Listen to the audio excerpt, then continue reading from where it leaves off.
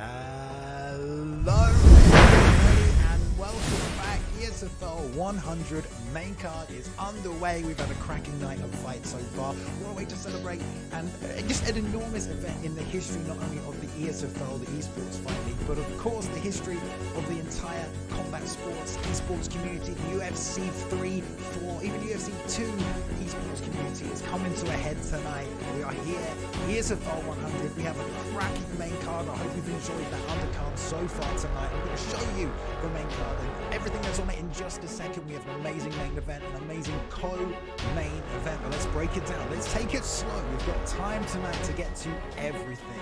My name is Balian. With me tonight, as you can see, we've got Mr. Bruce Lee Rob over here. We've got Mr. I Am a Boxer here. Settle on in, tell your friends, tell your family, grab a drink. We have 12 amazing fights for you still to come, and we hope you've enjoyed everything so far. I am super excited. Let's go around the room here. Let's get some feelings going. Mr. Rob, how are you feeling first? How are you tonight, sir? And ESFL 100, it's been a long ride, a long road. How are you doing, sir? I'm doing very well. Very excited to be joined by Boxer, of course. I mean, we haven't done this in a while. Good to be here, boys. But yes, ESFL 100, what a journey, what a path we've been on. And now it's all come to fruition here. And I mean, look at the poster we have tonight, boys. I mean, we got Marshall Mine, Pryoxis, Goat, Suave Jamie. It's going to be a good night. What do you think about it, Boxer? Yeah, I mean, with the numbers that we're pulling and everybody is coming in, it shows you just how special this event is and how big this event. Like we said, we go all the way back from ESFL 6 from me, and then to be out here at ESFL 100, it's not only just a special event. This is the night where legends are going to be made.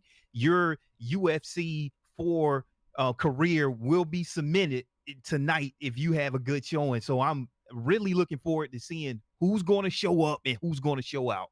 Yeah, well, we will see that tonight. We'll take a quick look at the fight card in just a second. As well as that, we've got a whole bunch of stats for you this evening to show off. We've got some reminders that not only tonight is ESFL 100, that tomorrow night it is the start of the UFC official Esports League. Once again, coming back with the grand pre-tournament to crown the first PlayStation champion. And then we've got 3 weeks after that of the UFC Esports League, as well as more ESFL events as well. So let's take a quick look, first of all, at the fight card. If you haven't seen it tonight, at the top of the bill, you can see right there the main event of this evening, which we will get to. We have our Xbox champion Suave Jamie taking on our PlayStation champion Go 1099. Both of these fighters are absolutely incredible, insanely high level, and it's honestly probably one of the most anticipated fights we've ever had across any ESFL event ever. We've never really had a champion versus champion. Thankfully, both these guys own both consoles, of course, and they can match up tonight. I know you guys have been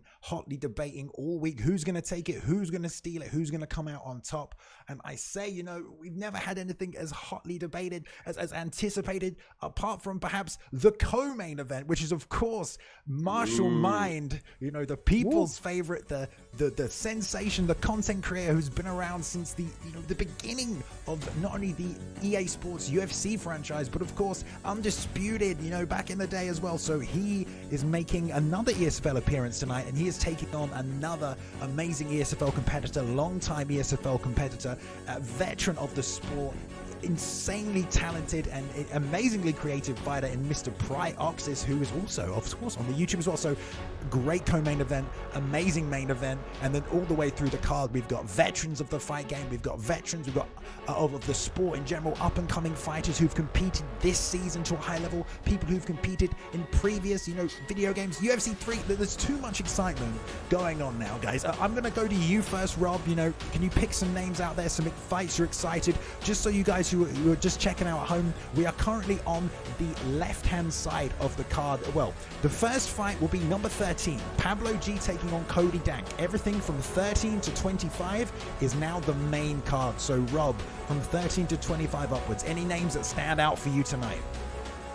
I mean, they all stand out to me, but if I had to really key in on a couple here, okay. Pablo G versus Cody Dank, opening fight of the night. Pablo G is sick striker. Cody Dank also an insane striker. These two are going to come together. They're going to clash. It's going to be absolute fireworks to start off the event. But fight number 15, we got Crooks 209. Now, he told me he was going to be retiring after this fight. So a lot of emotion going into this fight against a dangerous Rayhan. And then moving up a little bit further down the bill, we have Ed Parker, the quicksand.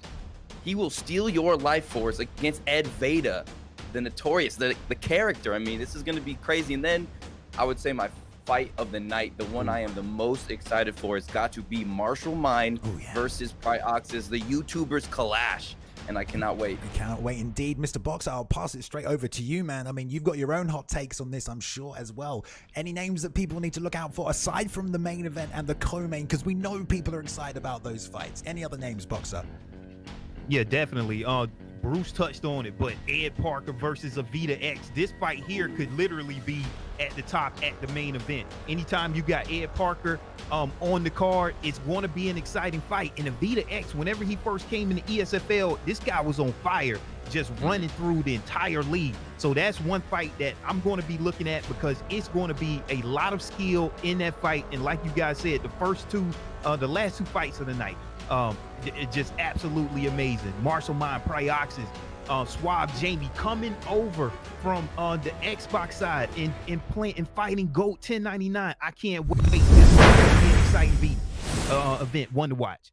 Absolutely. I mean, it is the one to watch. It's all roads have led to ESFL 100, and I know you guys at home have been enjoying yourselves. Many people have been showing up tonight, so thank you for all joining this evening, supporting the community. And I did mention as well, not only the ESFL, but I'm going to be reminding you constantly throughout tonight, the best of the best are fighting here tonight, but also tomorrow. It is the start of the UFC Esports League. Right there, you see it above us. PlayStation is coming back January 3rd. We have the inaugural Grand Prix tournament where we will have 16 of the best fighters on PlayStation taking each other on in a one-night winner-takes-all tournament and elimination tournament. So they'll have to win 4 times, I think, in one evening to be crowned the first UFC Esports champion on PlayStation. And then each weekend after that, they will look to defend that belt. I must say, the esports scene for UFC 4 and the UFC community in general, it's popping off right now. I know we're all excited and there's so much to talk about, but I think we should get the card moving. I think we should get these fights going, because this first matchup is a doozy. It's a highly contested fight between two amazing competitors, people who have fought multiple times. They've got wins, they've got losses, they're both fan favorites, they're both great strikers. I'm gonna pass over to you, Rob, to give us a little breakdown on these opponents, and then Boxer will have you break down the picks as well. Okay, so yeah, first fight of this evening, guys, is going to be Cody Dank taking on Pablo G, and let's get it on. First fight of the night. All right, we got ranked number 4, Cody Dank, 4-1. He defeated Midwest in his last fight on a 2-fight winning streak. Also a guy that's competed in the E-League. This guy is top-notch, ruthless aggression, very good with his boxing combinations, but also going against someone else that is a phenomenal striker in Pablo Grips, ranked number 5, 4-1 on a 2-fight win streak. He defeated Jakey B in his last fight, and this guy is really good. His setups, his aggression, he might be even more aggressive than Cody Dank. So both of these guys are going to rely on that striking, in my opinion, and it's going to be lightning in there. All right, I like it. So bantamweight boxer here. Looks like the Cody Garbrandt and TJ Dillashaw picks probably being locked in. Obviously, you're the man with the perks.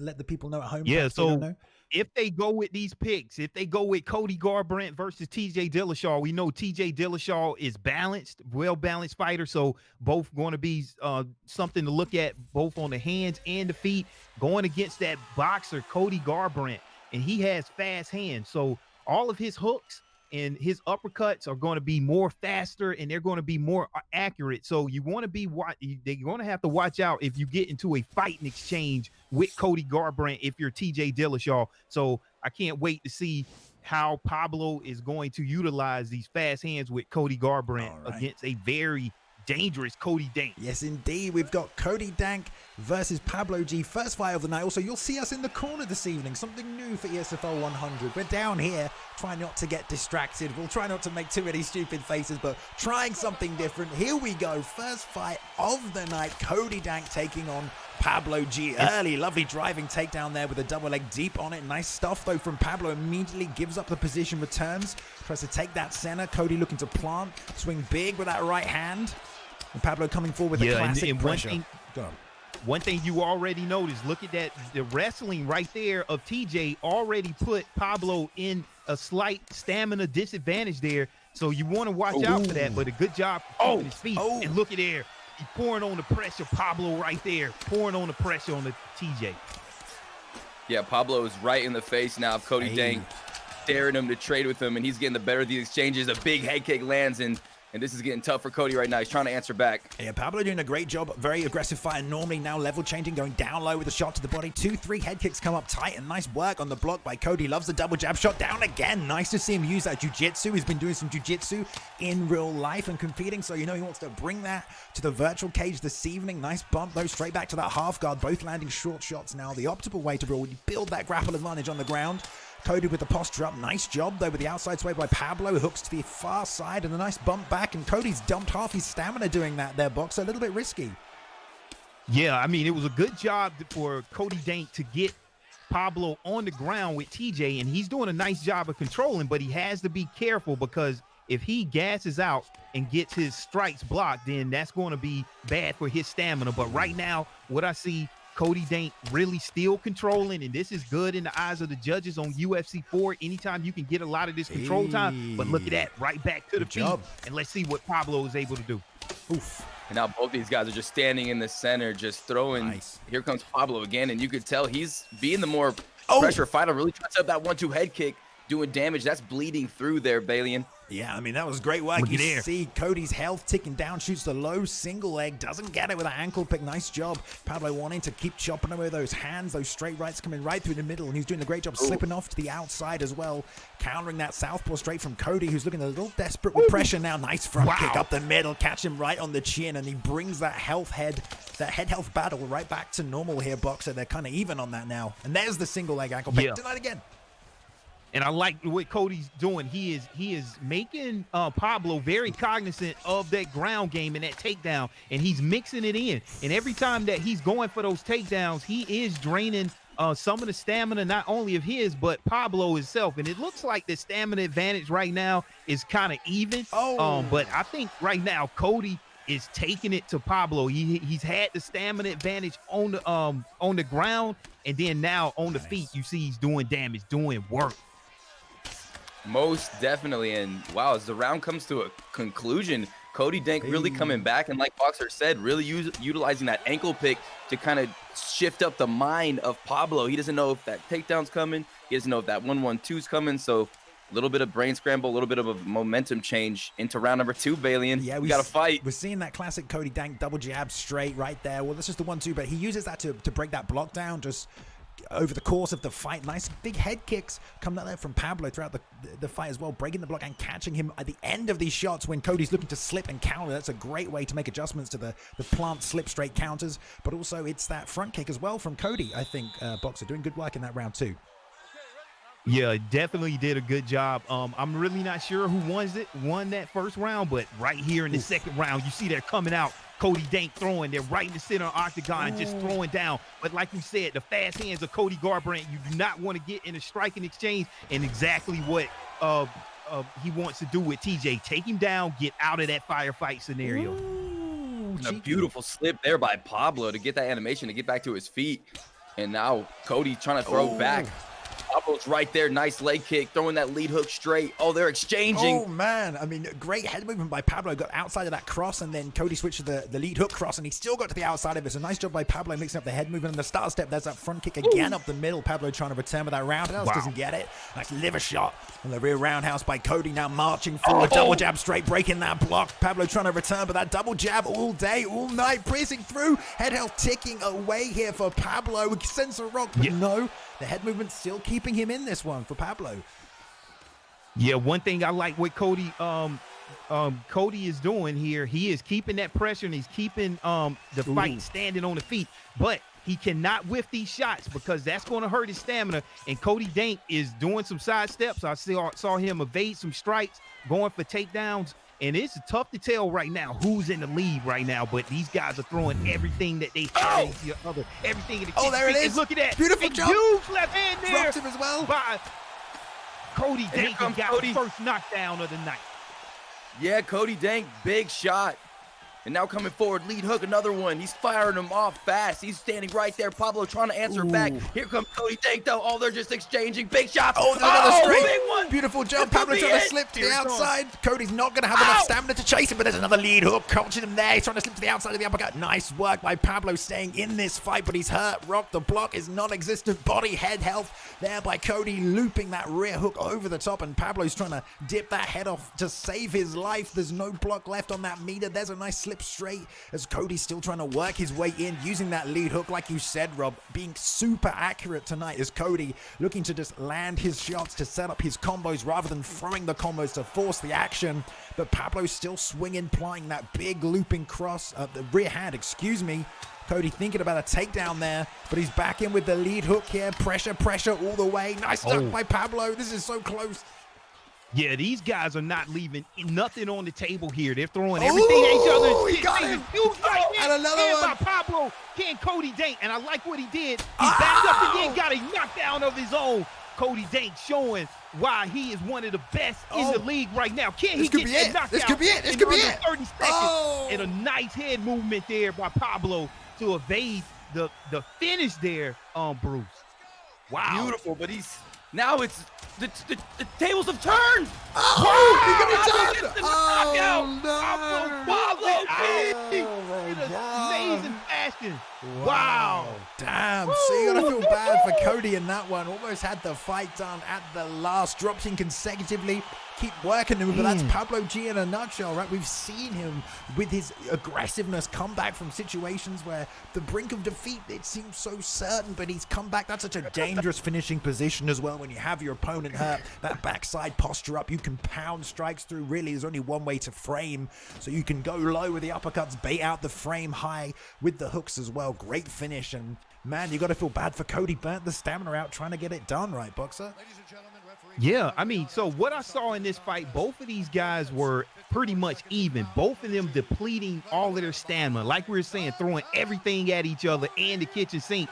And then at the very end, it's either kill or be killed. And it was a this or that scenario. And for Pablo, he was able to do that one thing that ended up getting him the victory. But that fight went either way if something else had happened. And man, what a way to start off the main card, Rob. Wow. Oh man, fireworks, lightning in a bottle. I mean, the momentum shifts were just all over the place. Cody was going forward, and then Pablo would take some ground, and they were just exchanging in the middle inside the pocket. And then we saw some good ground sequences where we almost thought that Cody Dank was going to win, and then somehow, some way, Pablo slips up and gets him in the backside position, postures up, and just starts raining bombs down and gets the win. Like, a complete pandemonium, boys, to start off the card. Yeah, great fight. I mean, that's two fighters who always deliver every time they fight as well. So, obviously we want to have them fight at ESFL 100.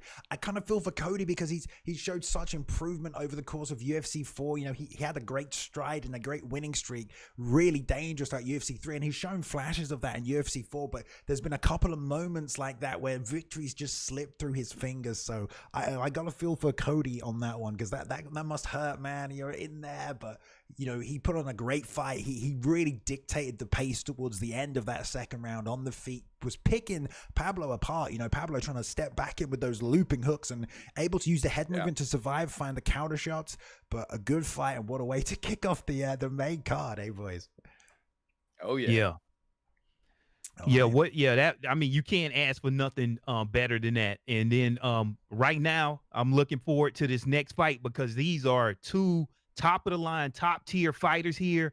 Both of these guys stay in the top 100, and this is going to be a good one, babe. It will be a good one, but we got some stats tonight for you. We want to take a look at some of these because we got people behind the scenes working the numbers, running the numbers just to see, how the season has played out so far. Obviously, this is the end near enough. Well, not really the end, but the ESFL season for UFC 4 has been going on, and we have some global stats. I need to confirm actually in the back if this is just for this season or if this is in the entirety of the ESFL, but we have some people crunching numbers right here. A KO breakdown for the ESFL right here, the number of KOs caused by which strike. So the number one with 35%, the left or right hook right there, which is, I believe, the lead or rear hook as well, is the number one cause of knockouts in the ESFL right there with 35%. The uppercut at 25% right there as well. So if you're at home, you want to, but these are the techniques you want to use consistently. These are actual statistics in ranked, esports competition, right? Is good. The roundhouse kick there, 20%. You feel that, but after that, it drops off 5% for straight punches, 3.3% of front kick knockouts, 3.3% elbows. I mean, a lot of people have been doing that pull counter rear elbow over the top. I'm sure that's got something to do it. There is one hidden behind us here, which the designer of this lovely graphic didn't anticipate. That's 3.3% overhands that's behind us here as well, equal with the elbows and the front kicks. Body uppercut, 1.7. Was that Mr. Ed Parker coming out there with a random statistic, I think. The knee as well, and the spinning head kick, 1.7. So if you got a spinning head kick knockout in the ESFL, props to you. Props to you indeed. I mean, that's pretty impressive, right, Rob? Yeah, most definitely. I mean, 1.7%. You might be the only one, if not maybe one other person, joining you in that spinning back kick knockout. These stats are just absolutely incredible. Whoever's doing that, good job. This is great. Yeah. Have you got a favorite knockout technique, boxer, that you've used consistently? Yeah, I mean, when we see that 35% and that 25% for the hooks and the uppercuts, we know whenever you have your opponent rock, then you need to play that game. That's when the meta comes in. If I'm going to break your block, am I going to throw that hook? Or do you think the head kick is coming and I'm going to duck and I'm going to throw that uppercut? So either that mind game, am I going to throw the hook or am I going to throw that uppercut? That's going to be my favorite mind game of the game, and thus you see it play out in those stats. But that is amazing to see how those stats are calculated and displayed to us, man. That's good job. We love it. All right, you called it out earlier, boxer, but let's move on to the second fight of the main card. I want to say of the night, but we've already had 12, and you guys have been enjoying them. It will be Mr. Spider, a phenomenal striker, longtime vet, taking on Mr. Blake Tyler. Rob, if you could give us a little breakdown again, that'll be great. And we'll move straight on through because these guys are ready. It's going to be a middleweight. Yeah, right now we got the unrated, the Spider 0-2, and this guy is really good. A notorious striker, having a little bit of a tough time right now. He lost to Jakey B in his last fight, but he's a dynamic, exciting player to watch. Elite striker, tricky feints, methodical approach. Now he's going against ranked number 3 Blake Tyler, 4-1. His only loss is to the current champ Suave Jamie. So it's going to be a big test for the Spider. But if you get a win here, ESFL 100, this would be huge for his career. Now Blake Tyler is patient and he really blends pressure well, good in all areas. Perfect. Did you see those picks, boxer? Yeah, I see. We got Izzy versus who do we got? Izzy versus Robert Whitaker. Yeah. And so, especially when you're talking about the Spider, he has like you said, one of the most very entertaining styles, and he's going to be using Israel Adesanya with a lot of punching speed and a lot of punching power and great head movement. So when you have the style of Spider with one of the most elusive fighters in the game, this is going to be fun here. Watch out, but if you want to stay off of the ground with Izzy, and then it's more of a balanced approach there from Robert Whitaker. And let's see if you're going to just stand up or take this fight to the ground. Round 1, they touching them up. Let's go. Spider in the red gloves with the classic Israel Adesanya pick. He's 0-2, and Whitaker picked up there by Jakey? I can't remember. Blake Tyler, that's the one. Blakey. Just to point out, we talked stats before this fight. It's a nice, slow, methodical fight. Nice lead front kick into the switch as well. I mean, that's the kind of thing we expect from Spider, just techniques you've never seen before. But if Spider does get a win tonight, statistically, no one has ever won in the ESFL with Israel Adesanya. So you talk about how good he is. Wow. No one's ever won with him. And he's been picked a few times, and Spider is 0-2. So that might come into it. But they're trading nicely on the feet. This is the kind of pace Spider likes, trying to work that pull counter. Nice switch southpaw, sticks it with the straight left now as Blake tries to step inside a range. He's also trying to close the distance. A nice adjustment to use that body kick, negate some of that head movement we're seeing earlier from Spider, and loops that rear hook around him. But got to be careful, boxer, because he's looking for that pull counter off that rear hook. Yeah, one thing Spider gives you a lot of looks. You see him switching between orthodox and southpaw, and all he's doing is trying to mix up and throw some confusion at his opponent. And Spider, as we said with Izzy, he hasn't won here in the ESFL. He has these long rangy punches versus Robert Whitaker. He's more tight and more fast with his punches, seems like. But it seems like with Spider here, he's able to have a nice variety of strikes here, and I can't wait to see what ends up happening. Yeah, and Spider is really doing a good job at mixing these combinations and switching stances, like you said, Boxer, and really doing damage to the body here. And that rear leg of Spider is nasty right now. Yeah, he's mixing up nicely. He always tries to find the little techniques, you know, likes to show off, likes to show some flash. He keeps getting caught with this body kick from Blake as well. He's doing a really good adjustment. I mean, that's a great way just to catch someone like Spider, who likes to use a lot of trunk movement. You know, just catch him with the body kicks. And Spider's doing a lot of fakes. He's hip faking and then coming in with uppercuts and stuff. Lovely fake there to step in with a double jab, try to follow up, nothing doing, and slip to the inside, waiting for a shot from Blake. But Blake showing good patience. Look at that beautiful lead teep fake into the flying knee, but doesn't come out. There's a nice ducking roundhouse. There's a high-level move for Blake, and this is such a patient approach from Blake right now, really negating the defensive counter style of Spider by being so precise with his shot selection. That was a beautiful lead hook straight, and then followed up with a nice kick, but Spider is returning here, Boxer. Yeah, Spider is returning, but I see the pressure that Blake is just pouring on. And one thing about Israel Adesanya, he has a 98 in the accuracy stat, so that's going to bode well for Spider as he pours on the pressure here at 30 seconds left in the first round. There, look at that, got the first rock. As we talked about the accuracy of Israel Adesanya, can he get the knockout here? 17 seconds left. Sorry, I might be a little bit ahead of you guys. Crazy head kick right there. A little refreshed to catch up there, Boxer, because I think me and Rob are a little far ahead. Maybe 10 seconds or so.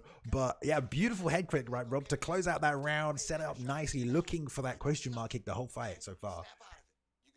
Spider looks like he's just from the bell, feeling his rhythm, feeling his flow. I mean, looking phenomenal right now with Israel Adesanya. And you said no one has won in the ESFL with Israel Adesanya? No, not yet. Is he going to make history right now, Bailey and Boxer? Oh my goodness, he's looking sensational. It was a beautiful job with that lead uppercut right there. There's the lead leg fake into that beautiful question mark kick. That's Spider all over. And, you know, Blake's doing a great job, but you can't give him that space and that distance like that, because Spider is someone who will set you up with something you've not seen before. So any kind of muscle memory you've learned to land your counter shots, you're going to have to relearn in a fight like this.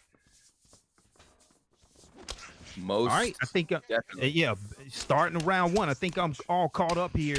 What do you guys think who won that first round there? I'm thinking, not sure, it's a real close one.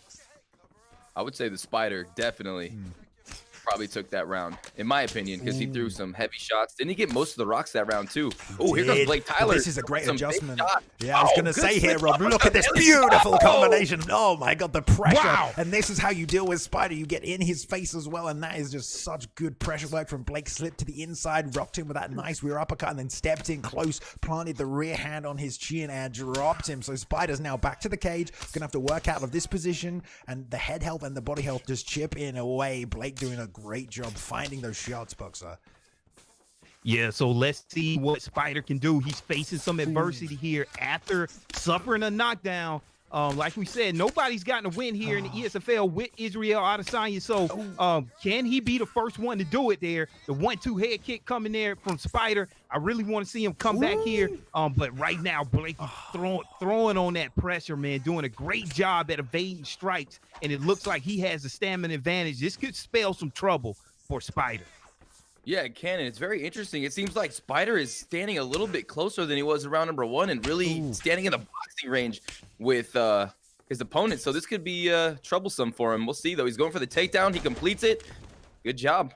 Yeah, I mean, not something we see from Spider every day, definitely deciding to go to the ground. But, you know, Blake only has one loss in his entire ESFL career, and then that's to Jamie, who's the current champion. I mean, you know, as good as Spider's showing, we can't forget beautiful sweep there. Lovely job, built GA off the top there, and just hit that L1 flick from the half guard, into the half guard, excuse me. Great work. But, yeah, Blake is a very, very game fighter, very high level, only lost. He's 4-1, so got to remember that as he comes forward with this pressure. Beautiful job. Just stepping in straight hooks, nice slip to the outside. Spider's now using a lot more boxing, like you said, Rob, closing that distance and really trying to catch him with something tricky, but he's lost a lot of body and head health. sticks the body with a nice straight there, but he's going to have to pull something out if he wants to turn the tables in this one. Yeah, what I see here is Blakey just taking his time and just picking his shots there. He has the stamina advantage. He was able to get that sweep and take it back to the feet. But look at that. Look at that. Exactly what we're talking about with Spider. He's going to show you something that you've never seen before and keeping it very interesting. But he has his work to do cut out for him, because I'm not sure if he took this round, it might be 1-1 going into the third. Oh, but as soon as I say that, huge knockdown there by Blakey Tyler and knockout. Wow. Dude, he caught him against the cage, no stamina. I mean, they traded right there. It looked like they both threw a punch at the same time. It was like a nice, in-tight, close exchange, but Blake got the better of it, clipped him, and then finished him beautifully there with the, just the shots against the cage, Rob. Oh, beautiful performance. That uppercut, rear hook, straight on the way down, and that boxing from Robert Whitaker there, boxer, just so powerful. It was interesting because in round number 2, it seemed like Spider stopped fighting at that kickboxing range, and he started coming forward, like he was trying to answer back for the damage that he was taking, and I think that's where it kind of shifted in Blake Tyler's favor. Yeah, one thing you have to be careful when you're doing those flashy techniques, they can cost a lot of stamina, a lot of those spinning techniques. And when you're vulnerable like that, and you have a very technical, like strong striker like Robert Whitaker, that can spell trouble for you. And we kind of saw it like up there. And that was a good job there by Blake Tyler with a knockout against a very strong Spider. Good job to both of those fighters. Can't wait to see either one of those guys back into the octagon. Wow. For sure. I mean, I think at this point, Spider just puts on such a good show and has such a creative and an intelligent style. Like, we don't care if he wins or loses. He's so fun to watch, and he had such a great first round. Blakey made some great adjustments there with the pressure, and just trapped him against the cage. I mean, they exchanged there, and that's Blake's game. He threw the uppercut, then the hook, and then hit him with a straight on the way down. He had that 3-piece loaded, hit him with every single one, put him out cold against the cage. There was nothing Spider could do, and again, no one has won with Israel Adesanya in the ESFL. So at some point, people are probably going to stop picking him, but not Spider. I think he'll just play his game as he wants to. So props to him for competing tonight. Once again, a legend of the esports community. I mean, we love to watch him fight. He, like you say, he always has something new, always has something creative. And it's not just he's trying new creative things. He times them so well, and he sets them up beautifully. If the mechanics of the game were a little different, he could like be getting some really crazy knockouts, but unfortunately the pressure, the pace, the meta game really of Blake won through in that matchup tonight. So congratulations to him this evening. Great fight there. Great fight. All right. For those of you who have just been joining us and perhaps you haven't seen it, if you've just slid on over here, we'll take one quick look again and remind you of the card this evening. The main event, of course, we have our champion versus champion matchup. Suave Jamie, our Xbox champion, will be taking on GOAT 1099 PlayStation champion. And Suave Jamie also the UFC official Esports League Xbox champion as well, and GOAT will be competing in the UFC Esports League tournament tomorrow night, hoping to take that belt. Maybe if he beats Jamie tonight, he can be the PlayStation champion, the double champ of the ESFL, and the champ in the PlayStation side of things as well. And of course, many new people in the chat tonight, both on YouTube and Twitch, watching their first ever ESFL event. You're a little late to the party. This is ESFL 100, but welcome in. It's lovely to have you, and I'm sure some of you are here from this man's community, Mr. Marshall Mind. He will be taking on Pryoxis tonight in the co-main event of the evening. I am excited about these fights, boys. We got so many. It's going to be good. Next up, we have another veteran, a man you said is retiring, Rob, Mr. Crooks 209, taking on Ray. Wow. I mean, you're a fan of Crooksy, Rob. You've been watching him for a long time, right?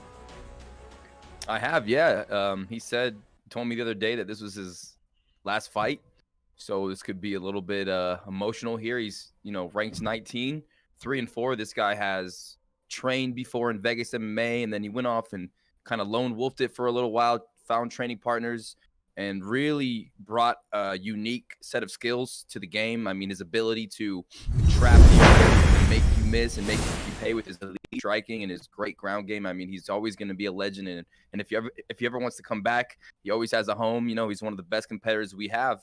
And he has an opportunity here to go out with a win, but he's facing ranked number 8 Rayhan, 6-5. And Rayhan only lost to Prime Boxer via knockout in his last fight. And this guy's incredible. I mean, I played him in ranked the other day, and I shit you not, he beat me in 10 seconds. With he slipped one of my shots, landed a 3-punch combination, and that was a wrap. I literally have a clip of it if anyone wants to see it. Well-rounded, evolving ground game. This guy's the real deal. This is going to be an incredible fight, Boxer. Yeah, I'm not sure who they're gonna pick, but if they do go with Peter Yan versus Jose Aldo here, this is going to be a good fight. Peter Yan, a very balanced fighter.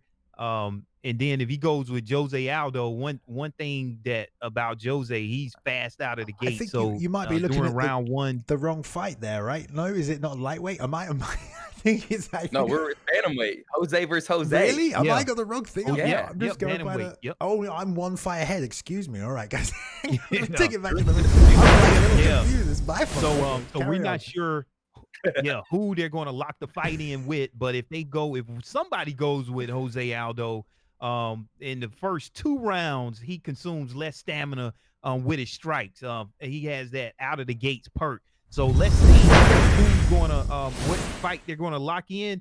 And one thing that I am noticing here, Rayhan is up on Crooks 8-2, and like you said, Bruce, man, Crooks is one talented striker. I really hope he doesn't retire. And look at this. Rafael Sunsao pickup by Rayhan. He has that locked in. Let's see who Crooks goes with. It's going to be very interesting. But yeah, very technical striker. Knows exactly when to move his head. He can download your combinations, and if you do it again, he's going to make you pay. So I'm very interested to see who Crooks goes with. And Jose Aldo, there he goes. So let's see if he goes fast right out of the gates.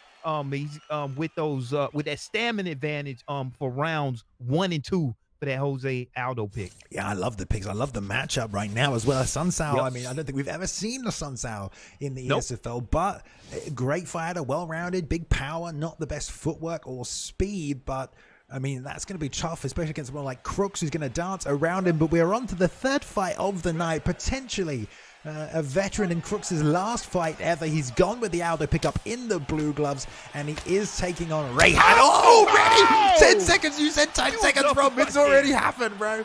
Damn, look at that. Beautiful rear uppercut. Rocks Rayhan right off the bat. He's come straight back with a slip right hand over the top and dancing on through with a straight right lead hook. Back and composed, but Boxer, man, what a way to start this fight. Yeah, like you said, he can download your movements. Crooks is good at that, and he, for some reason, he had a read and threw that uppercut early, and he was able to get that rock and stay off the ground. But now, Rayhan already in a great position there, and Crooks does not want to be here. Let's see if he can get out of danger. Yeah, he's defending himself pretty well right now. Another denial there, but wow, he's refilling that stamina bar pretty quick, and it looks like he's going to be able to get back to his feet. No, Rayhan still maintaining control, Bailey, and on top, he could posture up. Yeah, took that backside position. I believe that's a new animation that was added in 6.0. I was wondering if he was going to use that power armbar there, and I got a little bit nervous because it's a little controversial of a move right now, but Rayhan does want it back up, which is weird because he dragged him back from that back sit position using that moving forward slip rear hook right there. We know that's a very high level move, popping across the meta. Another hip toss there, Boxer slamming him straight down. Now he is using the side saddle. I believe that's a Kimura there, but not able to lock it in either. Yeah, that's exactly what Rayhan wants to do. It looks like he wants to get that strong submission there that we know about, because if he wants to be on the ground, but he did not want to be in the position that he was in, because if you're a Sunsao, he's a workhorse. He uses less stamina when on the ground. So this is where you want to be, but he's going for this submission here, but Crooks knows it, and look at this. This is going to be tough for Crooks to get out of here. Let's see if he can do it. I've seen so many people today utilizing this, and I have not seen one person move like really hard to escape from once it's locked in. Yeah, Crooks is using both left and right corners, pulling right down on both triggers, and Rayhan's not doing that right now. He's just bouncing on and off. He needs to squeeze the trigger all the way down to follow him up into these far corners, and because he's not doing that... Oh, very close here. Oh, and a sunsound. I thought he was out. Right hand pulls it out. I thought he was out. Wow. I thought he was out, man. Wow, it didn't look like he was going to get it.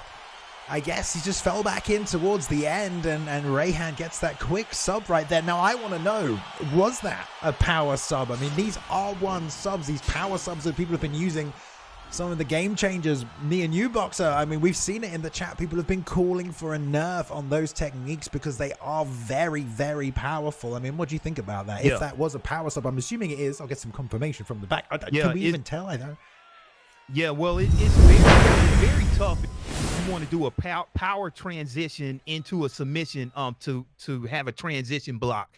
And then that specific transmission is very tough to defend. So that's why we've seen about 3 fights in that way here in the ESFL. In a Sunsao with a submission offense of 95, that is very tough to stop, man.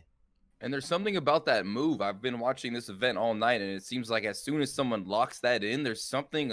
It's hard to defend, and it seems like it's easier than the other submissions to complete.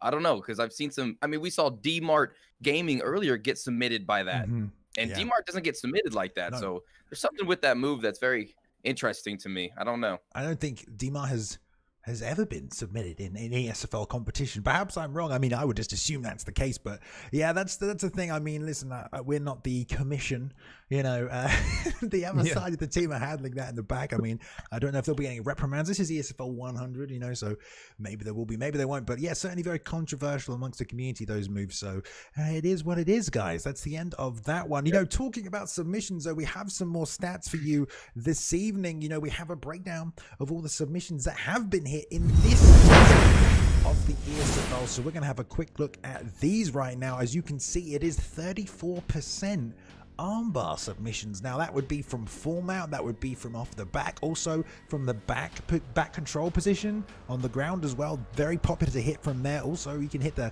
armbar from side saddle, but I think the most of them have been from that back control position. Standing guillotines at 21%. I think we know why that is. You know, the first month of the game being out, that was a move a lot of people hit. I think we've only had one since then. The rear naked choke coming in at 17.4. I think that was mainly again from that back position, but I think we had a couple from flat out as well. We saw some of them behind me here. 13%. This is the arm triangle, which of course is a popular submission. Really good when you're controlling from top position in that half guard. That's probably the safest submission you could hit, but only 13%. 4.3 with a Goga Plata. I don't remember who hit a Goga Plata, but it would have been impressive. That Kimura is only 4.3. Now we've seen some people get that Kimura from half guard on the bottom as well, and the guillotine 4.3. Rob, any submissions you like to hit? You're not a submission guy, but I don't really submit too much, but if I had to pick one, I would say it would be the guillotine from the bottom when someone is on top and I get a nice little deny, I have a stamina advantage, bang, and I lock that in. That's my go-to right there. You, Boxer? Yeah, for me, it would definitely be if somebody is inside of my guard, they throw too many punches, and then I go for an armbar. Yeah, that's exactly what I look for. Yeah, me too, man. I love the armbar. That was a great little go-to for me, especially you know, I love the armbar setup, especially from full guard, like you said, and if you've got someone like TCD, you know, you've got some power transitions into armbars as well from full guard, so those are always really fun. But the armbar consistent, I think it's still established amongst the meta at the moment that joint submissions are a little easier to get, so we do see a big preference towards them over the other choke submissions here as well. But you know, this is just the current state of the game. Patch 6.0, it's all to play for. Things change, so we get a variety of stats across the board there as well. Hello everybody, thank you. Yeah, we've still been here, but some of you I know have been joining us during these last 3 fights. We are now on the main card of ESFL 100 coming up later tonight. Champ v Champ, Xbox first PlayStation Champ GOAT taking on Jamie. Of course, as well, Martial Mind will be taking on Pryoxis in our co-main event. Very excited for that one. But guys, we have another great fight coming up. Fight number 16 of the night is JC21, or if you want to say his full name, JC21 is taking on Trixie. Both veterans here as well. Rob, as always, please, if you could give the people at home a little breakdown on these fighters, and then move on to a lightweight matchup. Sure, we got the unrated JC21 making his ESFL debut tonight. Now, this player, wow, I'm pretty sure is a top 100 player. He is Suave Jamie's prodigy, boys. So he's going to be looking to bring out some of those skills, balanced approach. He's not afraid to go to the ground. This guy's got the heart of a lion. And we got ranked number 2 Trixie. Go on. We got ranked number 2 Trixie, 6-2. Now this guy is a professional fighter, has experience, a veteran, has competed in the ESFL, has competed in the Esports Fight League in our previous 4-week league, and he is always in the top 5. And he has high-level movement and footwork, skilled in all areas, and he's dangerous even when losing. When he faces a little adversity, he always seems to come back and win. Hard to put this guy away, Boxer. Yeah, and so it seems like these guys are going to give us a mirror match between the Conor McGregor picks. So we know that we're going to be getting probably a stand-up war, because that is where the strength of Conor McGregor is. We're talking about high 90s with punch speed of 98, punch power 96, accuracy of 99. If you're stand-up, this guy, Conor McGregor pickup will complement your skill set. So both of these guys mirror match. Conor McGregor, we probably see a nice boxing match, which everybody loves. So I'm looking forward to an exciting fight. All right, JC touching gloves. JC in the red gloves and Trixie in the blue. This is kind of crazy. Your ESFL debut at ESFL 100, but also you've never had a fight in the ESFL and you're taking on the number 2 guy in Trixie. I'm interested to see how good JC is. The matchmakers think he's great. Nice slip, straight left, came back with a lead hook and then tried to fire another one. Nice adjustment. Now Trixie not stepping in the range, and there's a jab, hits a body with a straight, but JC's right there returning with a straight lead hook, trying to sway again to the outside. Nice double jab, sets up that beautiful straight, but a nice return elbow and snaps in that liver shot. So very even right now. It's a battle for the center of the octagon and control. Nice job with Trixie getting that lead. A side kick over the top and coming back to the body, but it's tit for tat right now, Boxer.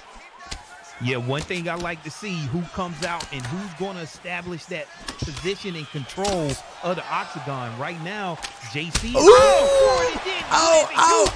There, gets a knockdown off the block break and pouring on the pressure of Trixie. And he's coming out, letting people know, you got to know my name.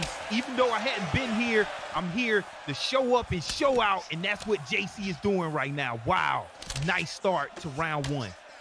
And that was a beautiful slip straight by JC that got him that knockdown. And I thought JC was going to come into this fight and be a big underdog. But right now, he's got Trixie in all sorts of trouble. Big elbow lands, uppercut, body shots. I mean, JC's all over Trixie. Trixie's having some real trouble right now, Balian.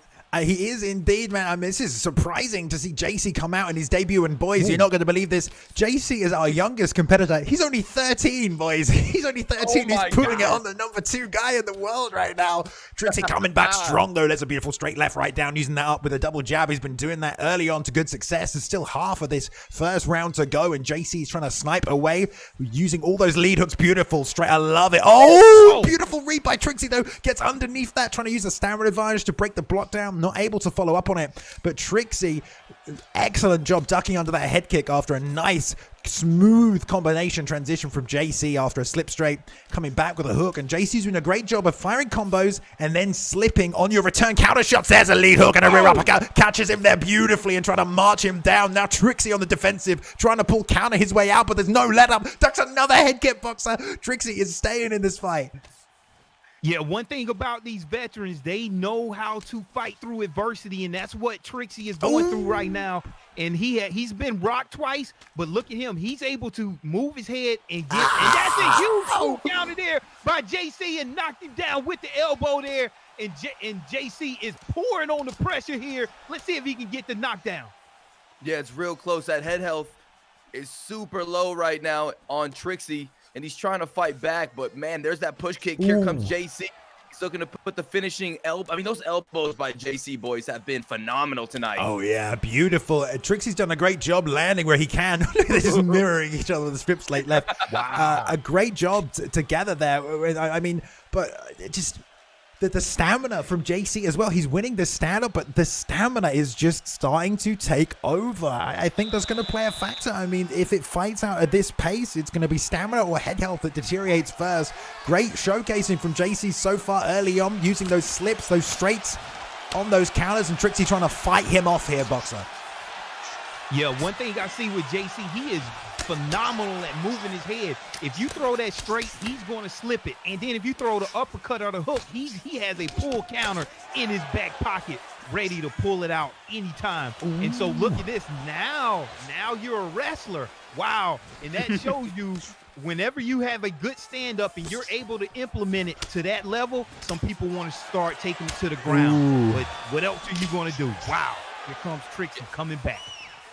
Yeah, JC's being real slick with these combos as well, using that spinning back kick we saw earlier, now coming forward on Trixie's putting this pro player on the back foot behind those double black lines, just doing a phenomenal job, popping that jab out there and really comboing off of it well. I mean, he's looking so good. Catches him with another lead hook and a rear uppercut. That's it, set against the cage. That's got to be it. Wow. JC21 coming in here, his first official, professional esports fight. He's 0-0, just took out the number 2 guy in the world. This kid's 13 years old, boys. This is the future. Wow. Oh my God. He's coming in saying, put some respect on my name. We all know JC21, JC21, JC21. We got it. Ooh. Wow. Coming out beating someone. Trixie is making a statement, especially on ESFL 100. You can't ask for a better debut than that. I mean, it's the stand-up was just phenomenal. The reads that he was making was just showing you why he's always in the top 100 in the OWC. And this was a very impressive performance. He's putting some people on notice. Wow. Yeah, most definitely. I mean, to come in there in your debut, and we all know how it feels. And I'm sure we all experience different sort of nervous levels when you are in the octagon under those bright lights, Boxer. I mean, we all know here, but to go in there against a signed pro player for the Esports League and put a performance like that together and get a win in dominant fashion and just knock it out the cold. I mean, JC21, he has arrived. He has arrived indeed. It was really, I mean, it was the basics to get it done, the head kick, the straight left slip, and the lead hook, but the way he was able to lure Trixie into overcommitting or fighting when he wanted him to fight, when he had his counter ready, he would step in, land the straight lead hook and then immediately slip, throw the straight. He was just catching Trixie. And don't get me wrong, Trixie did some great adjustments throughout that fight, able to land his own offense in return. But JC just had the confidence, a pressure. He put a pace on Trixie, made him fight at his speed. And that was just a phenomenal performance. I don't think I've ever seen an ESFL debut that impressive.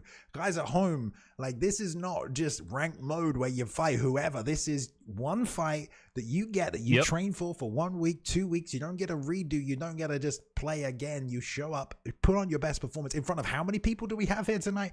I don't even know. That is incredibly impressive. And if this kid's 13, this ESFL, we're not going anywhere. This guy could be reigning champion before his 14th birthday, lads. I don't even know. Yeah. I mean, you make a good point there, Balin. It's different than ranked, because ranked, when I fight, maybe Ed Parker isn't online and some of the other greatest fighters in the world. But whenever you come in here in the UFC, you're specifically targeted to fight the best fighters, and you got to show up and show out right now while the lights are the brightest. And like Bruce said, man, whenever you first come into this ESFL, I mean, you just had these jitters, and it didn't seem like JC21 had no jitters at all. It seemed like he was the veteran, and man, I was very impressed with that performance. Wow. It's crazy. Very, very true. All right. Okay. I can't remember what I was going to say now. I've just gone over my head. Right. We do have many more fights coming up. I know people are very excited in chat as well. Thank you to everyone who's been subscribing to the channel today as well. If you're on YouTube, make sure to subscribe to the YouTube channel. If you've enjoyed this, you can go back and watch pretty much every ESFL fight, every fight that's been on this season for UFC 4, and then some of our big events back to ESFL 50, boys. I think it was us three, wasn't it? ESFL 50's on there as well, so you can go back as far as you want. But you know, we have a little video. We're going to play a fan-made video, but we'll wait before the co-main event to play it. Just a little highlight of the, you know, nearly 3 years of the ESFL here. So we'll go back and play that. But thank you to everyone who's subscribed on Twitch and shown support for the stream as well today. Really appreciate it. Enjoy those ESFL emotes, those gloves and the belt there as well. So thank you guys for showing up. And yeah, you know, this we do run events every weekend right here on the ESFL channel. Like I said, catch up on YouTube as well. And one more time, I'm gonna let you know in case you didn't see it, but right now we are mid-season for the UFC official Esports League. Now it's in partnership by the ESFL, so the events run very similar to how this works, but we have partnered with the UFC. We run their league for them, and right now, tomorrow night, the same time, or 3 p.m. Eastern, which I think is the same time as Central, we will be starting up our PlayStation side of things for this season.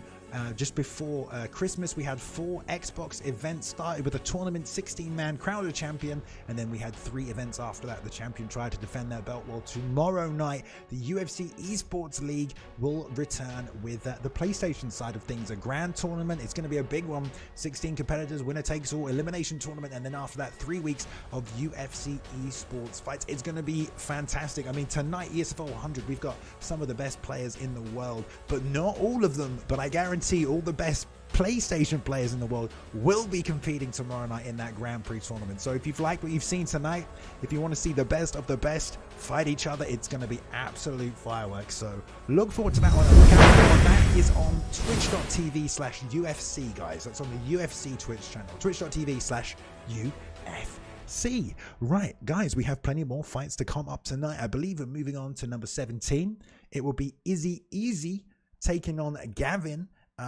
Now I will say that Izzy, his biggest fan, or he's his biggest fan. He is a fan of Mr. Ed Parker, who will be fighting after him. So props to Izzy just before we get into his fight, showing up to compete in the ESFL this season. You know, Ed Parker was his icon. You know, he started the Ed Parker fan club, and now he gets to open for him at ESFL 100. So I'm sure he'll be happy about that. But he will be taking on AK's Gavin. And Rob, please let us know about these 2 fighters as we move on to the 17. All right, fighting out of the AK camp, we have ranked 11 Gavin. Now he's 3-3 right now in the ESFL. He was the only man to defeat Ed Parker in UFC 4, the senpai to Izzy. So this has got to be some bad blood brewing here, boys. He's one of the best prospects in the AK fight camp. So they are very high on this kid. Crisp striking, high level grappling, good pressure, but now he's got to face ranked number 12, Izzy, the fanboy prodigy of Ed Parker. Now, I'm not sure if they've actually trained together, but I know Balian just touched on it. He knocked Rock Roman out in his last fight, 2-0, undefeated. He fights out of EPF. Accurate striker, confident grappler, likes to apply that pressure as needed. Wow. Okay. Izzy Easy. That's a very catchy name. And I like saying that, Izzy Easy. Okay. And so now I see that they picked up RDA, and with RDA, you always got to watch out for those crazy leg roundhouses. So round 1, they touching them up.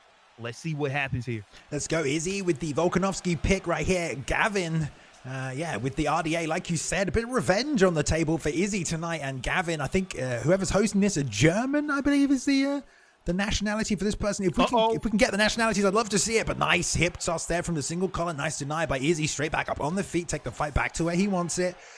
Nice jab stepped in, but a beautiful return cross, and tries to land a back fist over the top. Izzy not having any of it. Just planting his feet.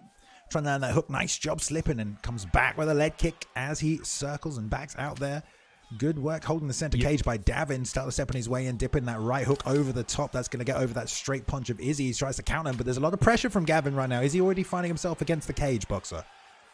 Yeah, you got to watch out. It already looks like he wants to grab that clinch and then do a hip toss into the side saddle, which we know what happens after that. So he's already put that into the minds of everyone. So you got to watch out. Do not go down into that side saddle position right now.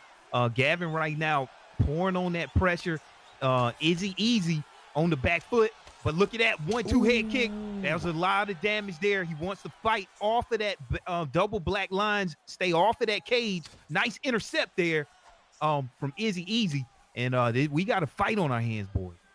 We do, and you see AK Gavin really utilizing those feints. Nice leg kick there, and he's kind of hovering at the outside, a little bit like Ed Vader or Goat Parker. And he's doing a good job right now, finding his mark time and time again. There it is again. Oh my gosh, look at that. Beautiful work. Yeah, Izzy looks really calm, just letting his combinations fly, sticking to what he knows, jab inside leg kick, firing the straight lead uppercut to stop that pressure. Now he's taken back the center of the octagon. Like you mentioned, Boxer, he's back in the center. He's worked his way back into the middle, outside those lands, chopping away at the lead leg, and that's a great strategy against an RDA because he's not very good out of that orthodox stance. RDA has an 80 switch, I believe, much better from southpaw, so Izzy trying to bait that out, get him thinking, working the high-level leg kicks, and Gavin now pulling these shots. Beautiful lead uppercut off the straight right there, and the head health is still hurt. There's the straight, follows him down to the ground and works forward there. So, look at this beautiful slip, tries to land the elbow though. Wow, right back in the fight is Gavin.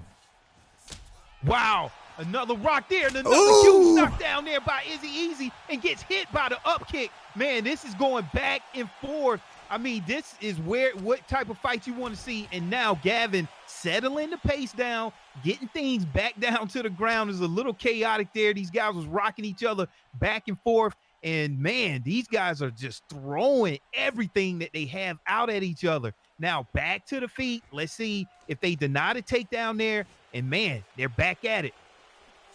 Yeah, great exchange there. Back on the feet. Time is ticking. There's that round. Wow!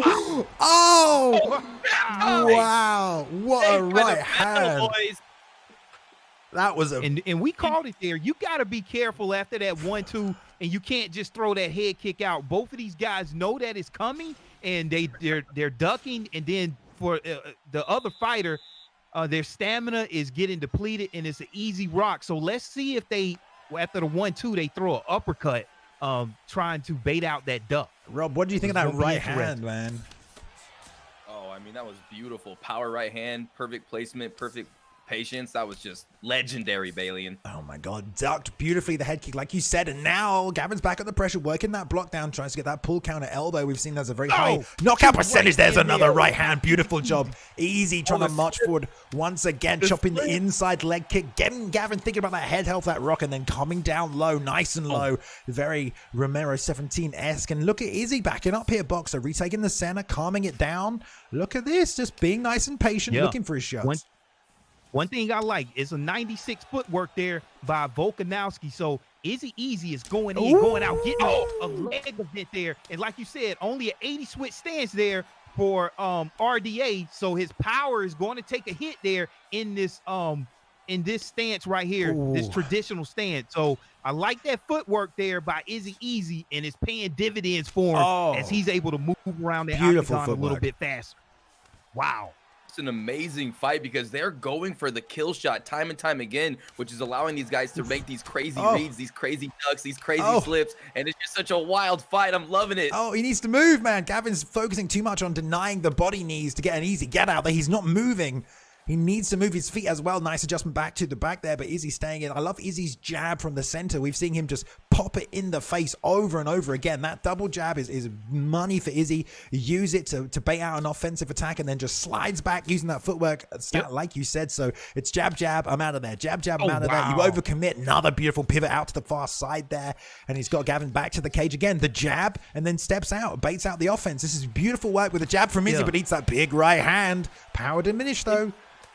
Yeah, and people got to look at this and learn, like, whenever his back is against the cage, he circles out, using that footwork to get out of trouble. And like you say, he's double jabbing, and he's looking for the response. Is he going to throw a straight and moving his head, able to get these rocks? I mean, I'm seeing even side steps. Look at that. Nice head movement. He's showing you a full arsenal there. Beautiful. But look, now he's on his back. let's see what Gavin's able to do on the ground here. Man, Izzy's head movement mixed up with his blocking is just incredible. Beautiful. I love it. Yeah, really intelligent game plan, working to the strength of Volkanovski, but here's that Kimura on the far side here. He's got it from side control. Going to work to it, hiding up, firing that right-hand corner. Got the chain as well. Going to step over now and really crank on it. He's going to have to be careful. The submission's running away with it. He's got to pick a nice side. He's repeating that pattern up on the left, not changing that up and just pulling too hard on the trigger, making that bar big and long. And Gavin's hunting him down here. Now slowing down a little too much, but it's a little too late. Great job by Gavin to step over and secure a Kimura into an armbar win. Now, I don't know. Is that another power sub? Every sub I feel like is a power sub, guys. I don't know. Yeah, that's you really have to be cognizant of these subs. And when you're playing that mini game, you really have to pay attention and not pull both of those triggers full tilt and just kind of go back and forth, slow and easy. And just stay calm, but that's hard.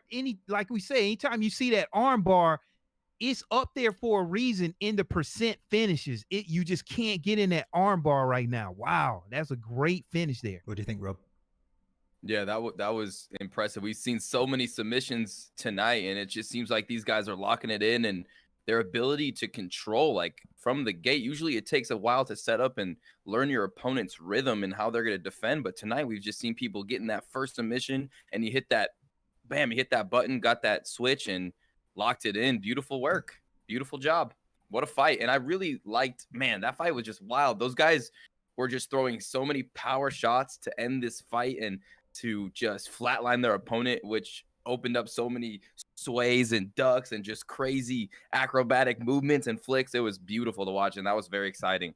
I enjoyed that thoroughly. Yeah, it was a really good fight. I mean, that's, I believe, Izzy's first loss in the ESFL as well, 2-1 now. And to someone that had beaten, you know, the man who will be fighting next, Mr. Ed Parker, or his idol. Is that the right word? Yeah, the idol, you know, it's got to sting. It's got to sting. That's why we see that immediate quick come out. And again, I think a lot of people have, you know, not that the submission game as a whole is busted, as people say, but RDA has very high-level armbars and Kimuras from the top. Very high-level submission stat. And again, if you power those transitions with R1, it's a dangerous sub, and it's very hard to get out of. I mean, we've talked about it tonight. And it's on display this evening, so yeah, I don't know if we're gonna call any of these subs as fair game or cheese. I mean, I just don't know. So it's Alien. Yeah. Are the power? So when you're talking about a power sub, are you talking about you R1 and then you lock in the sub and that makes the sub easier to finish? Yeah, basically.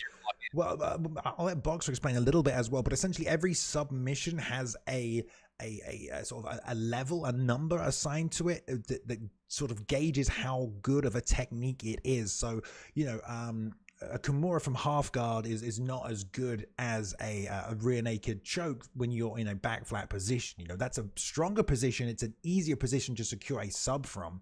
But the power submissions using that R1 or the right bumper increases the level of your standard submission. So something that might be like a 4 goes up even higher. And when you chain that with, you know, a high submission stat and a high level move that someone like RDA has, it's higher. That's higher. It's more, yeah, 95 submission offense. Yeah. Wow. Essentially, yeah. It's so it just basically boosts up. So if you already have insane stats, it's just going to boost it even further. Yeah, basically. By hitting that R1 button. Yeah, basically. Wow. It uses more stamina, but it doesn't really matter. It makes it very tough to get out of. So you either just have to be really on your submission game or just, you know, be so a lot of people are using those power transitions to get into a sub, right? So you hold that R1, it uses more stamina, like Balian said, and you get into your submission a lot faster. So it's you really have to almost be pre-denying almost to that. You can't really react to a lot of it, and if your stamina is down, it's going to be tough. So that's one thing that I see a lot of fighters out there doing and utilizing. You got to be cognizant of all of the submission transition flicks and lean on them if you know. So it's tough. I mean, it's more about the speed of the transition, like you said, Boxer. It makes it, you essentially have to pre-deny it than it is about the power. But I think that's true. I mean, I honestly am gonna have to go back and read that section of the I mean, I'm not the person to ask about the technical actual. There's a lot of hidden information in this game that we've talked about previously that, you know, isn't just available to you. How will the numbers and stuff work behind the scenes? So I think that's right, but you know, don't take my word for it. Also, we probably shouldn't be saying this stuff because the whole ranked scene's gonna get busted soon if everyone starts doing that. So, but there'll be a counter to it. Hopefully, as a natural adjustment. But these are things we need to bring to the attention of the developers. That's part of our job as just, you know, the Esports League. I mean, just to show what's working and what's not, and also, of course, as community members, and of course, I guess, as game changers as well. You got to bring that to attention and hope that they hear it and make the changes. So hopefully we'll see that. I mean, we've seen a lot of those subs tonight, so it's definitely something that is becoming something of an issue, a problem. But so I talked about us having a little video, a fan-made video tonight that's going to count down every single. Well, I won't give too many details for it, but it's a nice little tribute to the ESFL and how far we have come so far. But before we take a look at that, I wanted to just show you guys here and everyone at home a little special something. We have here on my screen the first ever ESFL event. The card is right here, Sunday, February the 4th. There it is right there. The main event was Kinetic NRG fighting Detroit Preach. And then co-main event, we had D's Killzar, and you'll see many names on here. Onza is on the card. He was fighting Crucifix fought Mr. Crooks, who just fought earlier on tonight. He was at the first ever ESFL. TH4's Dart was there. Wow. Ricky Biamonte. Matty Ice got a beautiful rolling knee bar, I believe, against Spencer.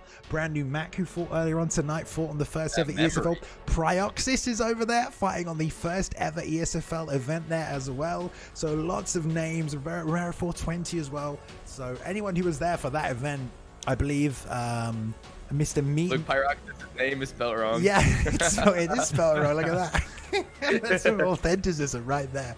I remember me and Mr. D-Mark called that event. And who would have thought? 100 events later, because of course we've done many events in between. You know, we use those numbered events. Generally now we only do the month events, but of course we had the proving grounds for a while as well, and everything that's in and far between. So it's been a really long road for the community, and there's a little reminder there of the first ever thing. Now let's jump back to the actual fight card for this evening, just because some of you have joined halfway through. You can see the change in the quality here. It's obviously substantial, but of course tonight the main event will be coming up. We just had fight number 17 there, so we have 1, 2, 3, 4, 5, 6, 7, 8 fights until the main event tonight. So we probably got about another hour and a half, I'd say, before that main event comes on this evening. And so many good fights tonight. Oh well, Pablo OG taking out Cody Dank right there in a beautiful back and forth. That was the first fight on the main card, number 13. And there we had Blake Tyler Styles. That was a great little matchup too, very back and forth. Crooks in his retirement fight against Rayhan. We saw JC21, the number 16 fight there. The 13-year-old burst on the scene and took out the number 2 guy in Trixie. Crazy fight. We just saw Gavin and Izzy as well. Izzy unfortunately being defeated there by Gavin with that submission that we just had a debate about. But this next fight, everybody, is set to be a good one. Izzy, I'm sure, will be happy to have opened up for Mr. Ed Parker, but the man himself, the legend, someone who has been very polarizing and a huge member and part of the UFC community for both UFC 3 and UFC 4. He will be competing tonight at ESFL 100 and also in the Grand Prix tournament tomorrow for the UFC Esports. So a nice little warm-up for him tonight. It is going to be Ed Parker, and he is taking on one of the longest reigning former champions in the ESFL in Ed Vader. So this is an absolutely fantastic matchup. Kicking off here, Rob, what can you tell us about these two fighters? Oh man, this fight is going to be crazy. Ranked number 14th, Ed Vader, former ESFL champion in UFC 3, dominant champion. He's 2-1 right now, fighting out of UBA. He beat Rennie in his last fight in a dominant decision.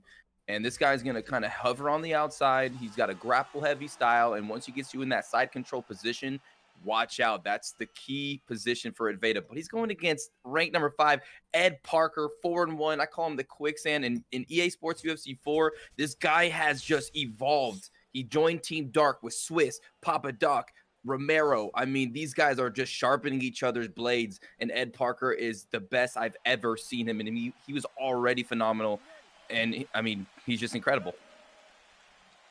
All right. Yeah, round one, both of these guys, we got a Conor McGregor versus Conor McGregor pickup, and this is going to be another one of those boxing matches. Anytime you talk about Ed Parker, look at there, no glove touch. These guys are ready to get it on. This is his favorite fighter, and you're going to see a lot of nice footwork there by Ed Parker, going to take it easy and try to drain the stamina of Ea Vader. And just like Balin said, Ea Vader was one of the longest reigning champions in ESFL history. In this match, you got a lot of experience there. And look at already Ea Vader pouring on that pressure there. But Ed Parker is very cognizant of that stamina, and this is what he wants you to do. He wants to bait you in. But Ea Vader, he's doing a good job at landing and doing a good job on damage so far, Bailey.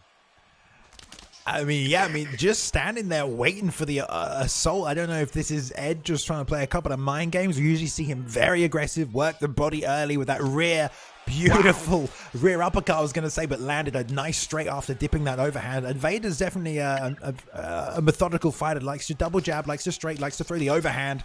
Ed, someone who picks you apart, uses great head movement slips and pull counters. Ed's bread and butter, but I think he wants to bait out a little offense from Ed Vader here. This is not Ed Parker that we're used to. Like Rob said, he was looking the best he's ever looked. He's in an extremely high level camp now. Team Dark with some of the best fighters. Remember, he ran straight into that rear uppercut, pull countering right there. Vader. I mean, I wonder if Ed is just taking things easy here. I don't know.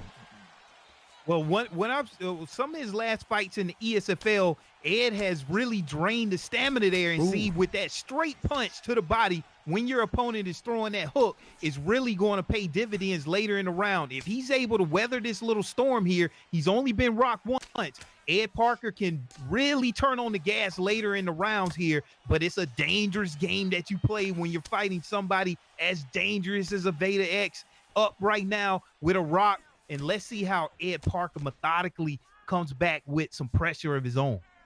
Yeah, we're in a 3-round fight. So far, Ed Vader has done the damage. He's landed the harder shots. Right now, he's got his leg punching him in the face. Ed Vader doing what he's got to do, and he's going to take this round number 1 and put it in his pocket.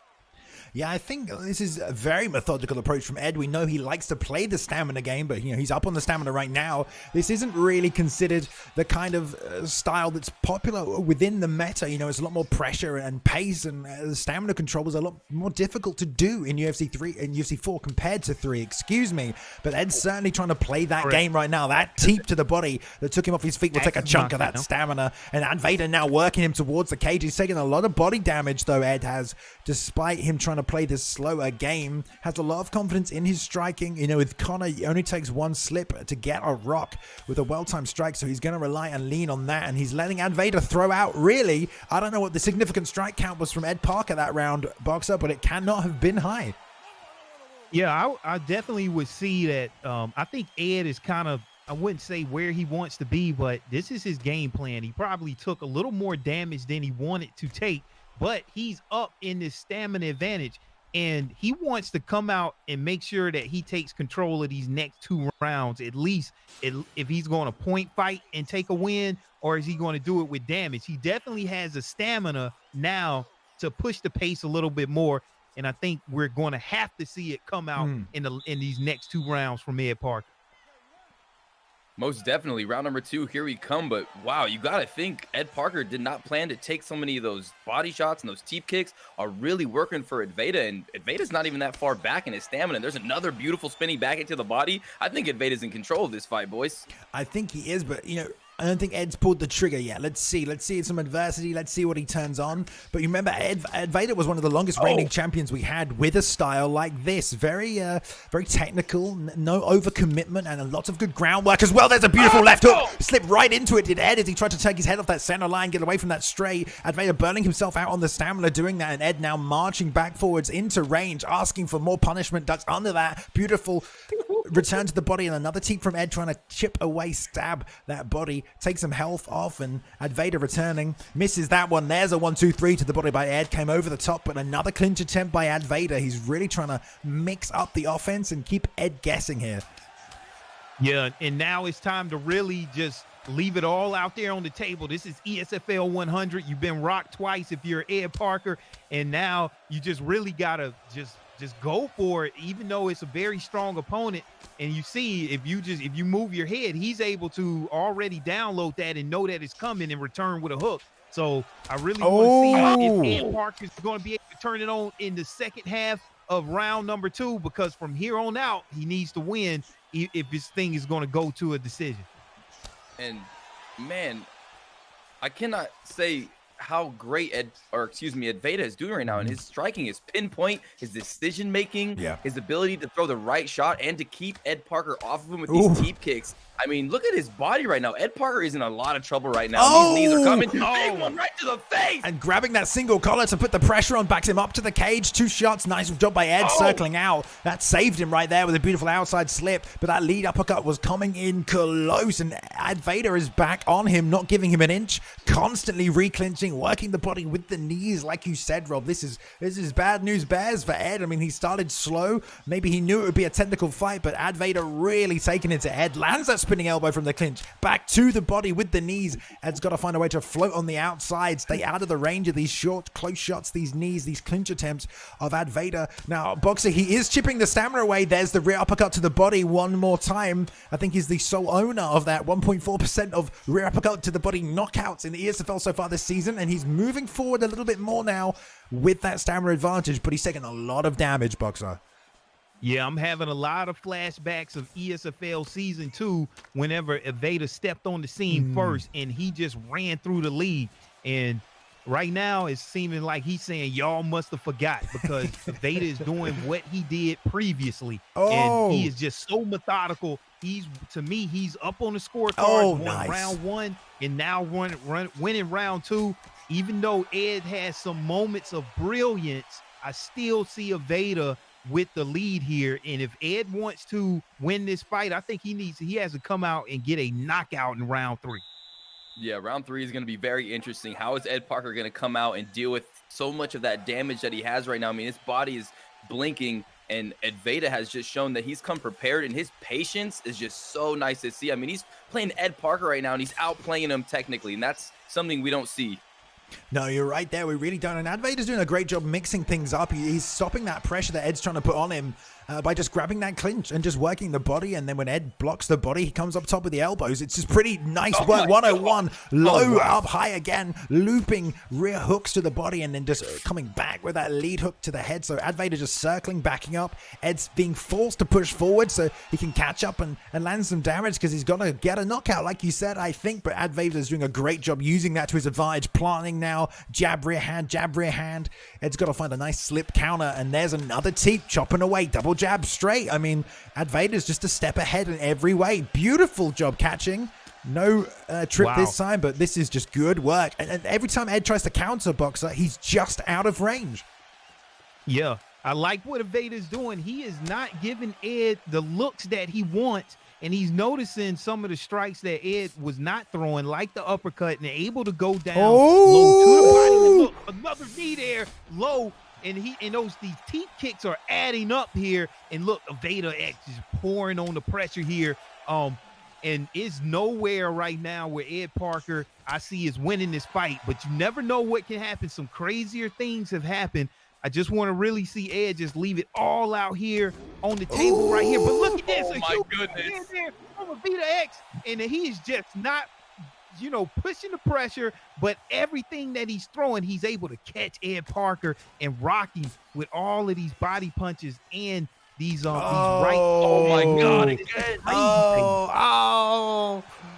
I mean, those knees by Ed Vader are devastating. And throughout this whole fight, I'm so impressed with Vader's ability to just throw single shots, maybe a 2-punch combo, another deep kick. Those are hurting. And Ed Parker, he's in trouble, Balian. Yeah, going to catch that one, marching back a little bit, trying to let up some of that pressure, but Ed Vader's consistent body work. Ed's trying to counter with boxing, and Ed Vader's using the kicks beautifully throughout this fight. Nice job, gets to the outside of that one, though. Managed to land a lead hook to the body as he's trying to back Ed Vader up and clips him with a head kick, but he's not done a lot of head health. And there's another rear uppercut to the body. Once again, with his own weapon of choice, another knee up the middle, catches him, rear uppercut lands, but the stamina's low for Ed Vader. He's going to have to relent on this attack. Can they get a slip? Nice chopping liver shot right there. Here comes Ed Vader, double body shots. Ed trying to counter over the top. No block left. He puts him down. He might get up. He's still in it, but this could be it any second now. Another uppercut, and Ed Vader stealing the show tonight with a dominant performance over Ed Parker. What do you think of that one?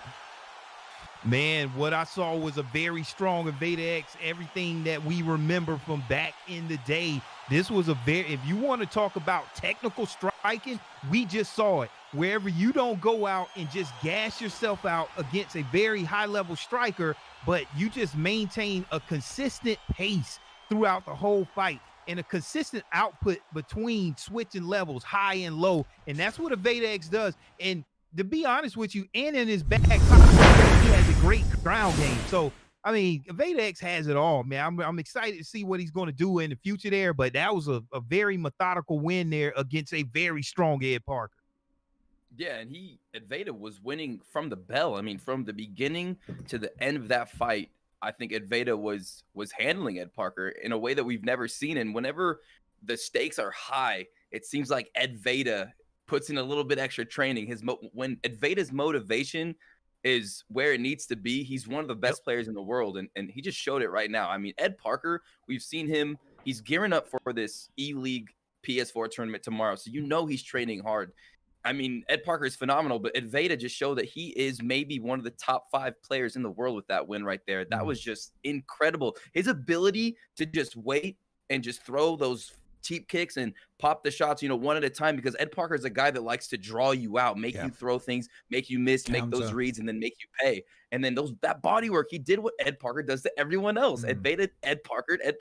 Yeah, beautiful work. It was a really smart game plan by Ed Vader. I mean, he was using those kicks. He knows that Ed likes to counter with the hands. So all of his offense was mainly kick-based, or it was either all the way out or all the way in. It was close enough range with the knees that the knee strike would beat any counter boxing, or it was far enough away that the kicks wouldn't allow Ed to counter with the hands, with the body shots. So many times Ed would try and throw those rear uppercuts to the body, those looping hooks, and Ed Vader was just out of range. I know Ed started slow. I wonder if that's a nod to his new camp. Maybe that level of competition has made him a little bit more passive in his approach, because the counter-striking ability of people in that camp is insanely high. And you got to think maybe there's a slight adjustment from Ed to try and gauge the pressure in a little bit, pick the shots, be a bit more methodical. That might not be true at all. I'm just speculating. But Ed Vader, like you said, great shot selection, great presence in the fight, and ability to read Ed's, offense. It just slowly, he snowballed and stole the fight. Once you hurt the body, it's very hard to recover from. Someone like Ed, who uses a lot of head movement, hitting the body is a great strategy.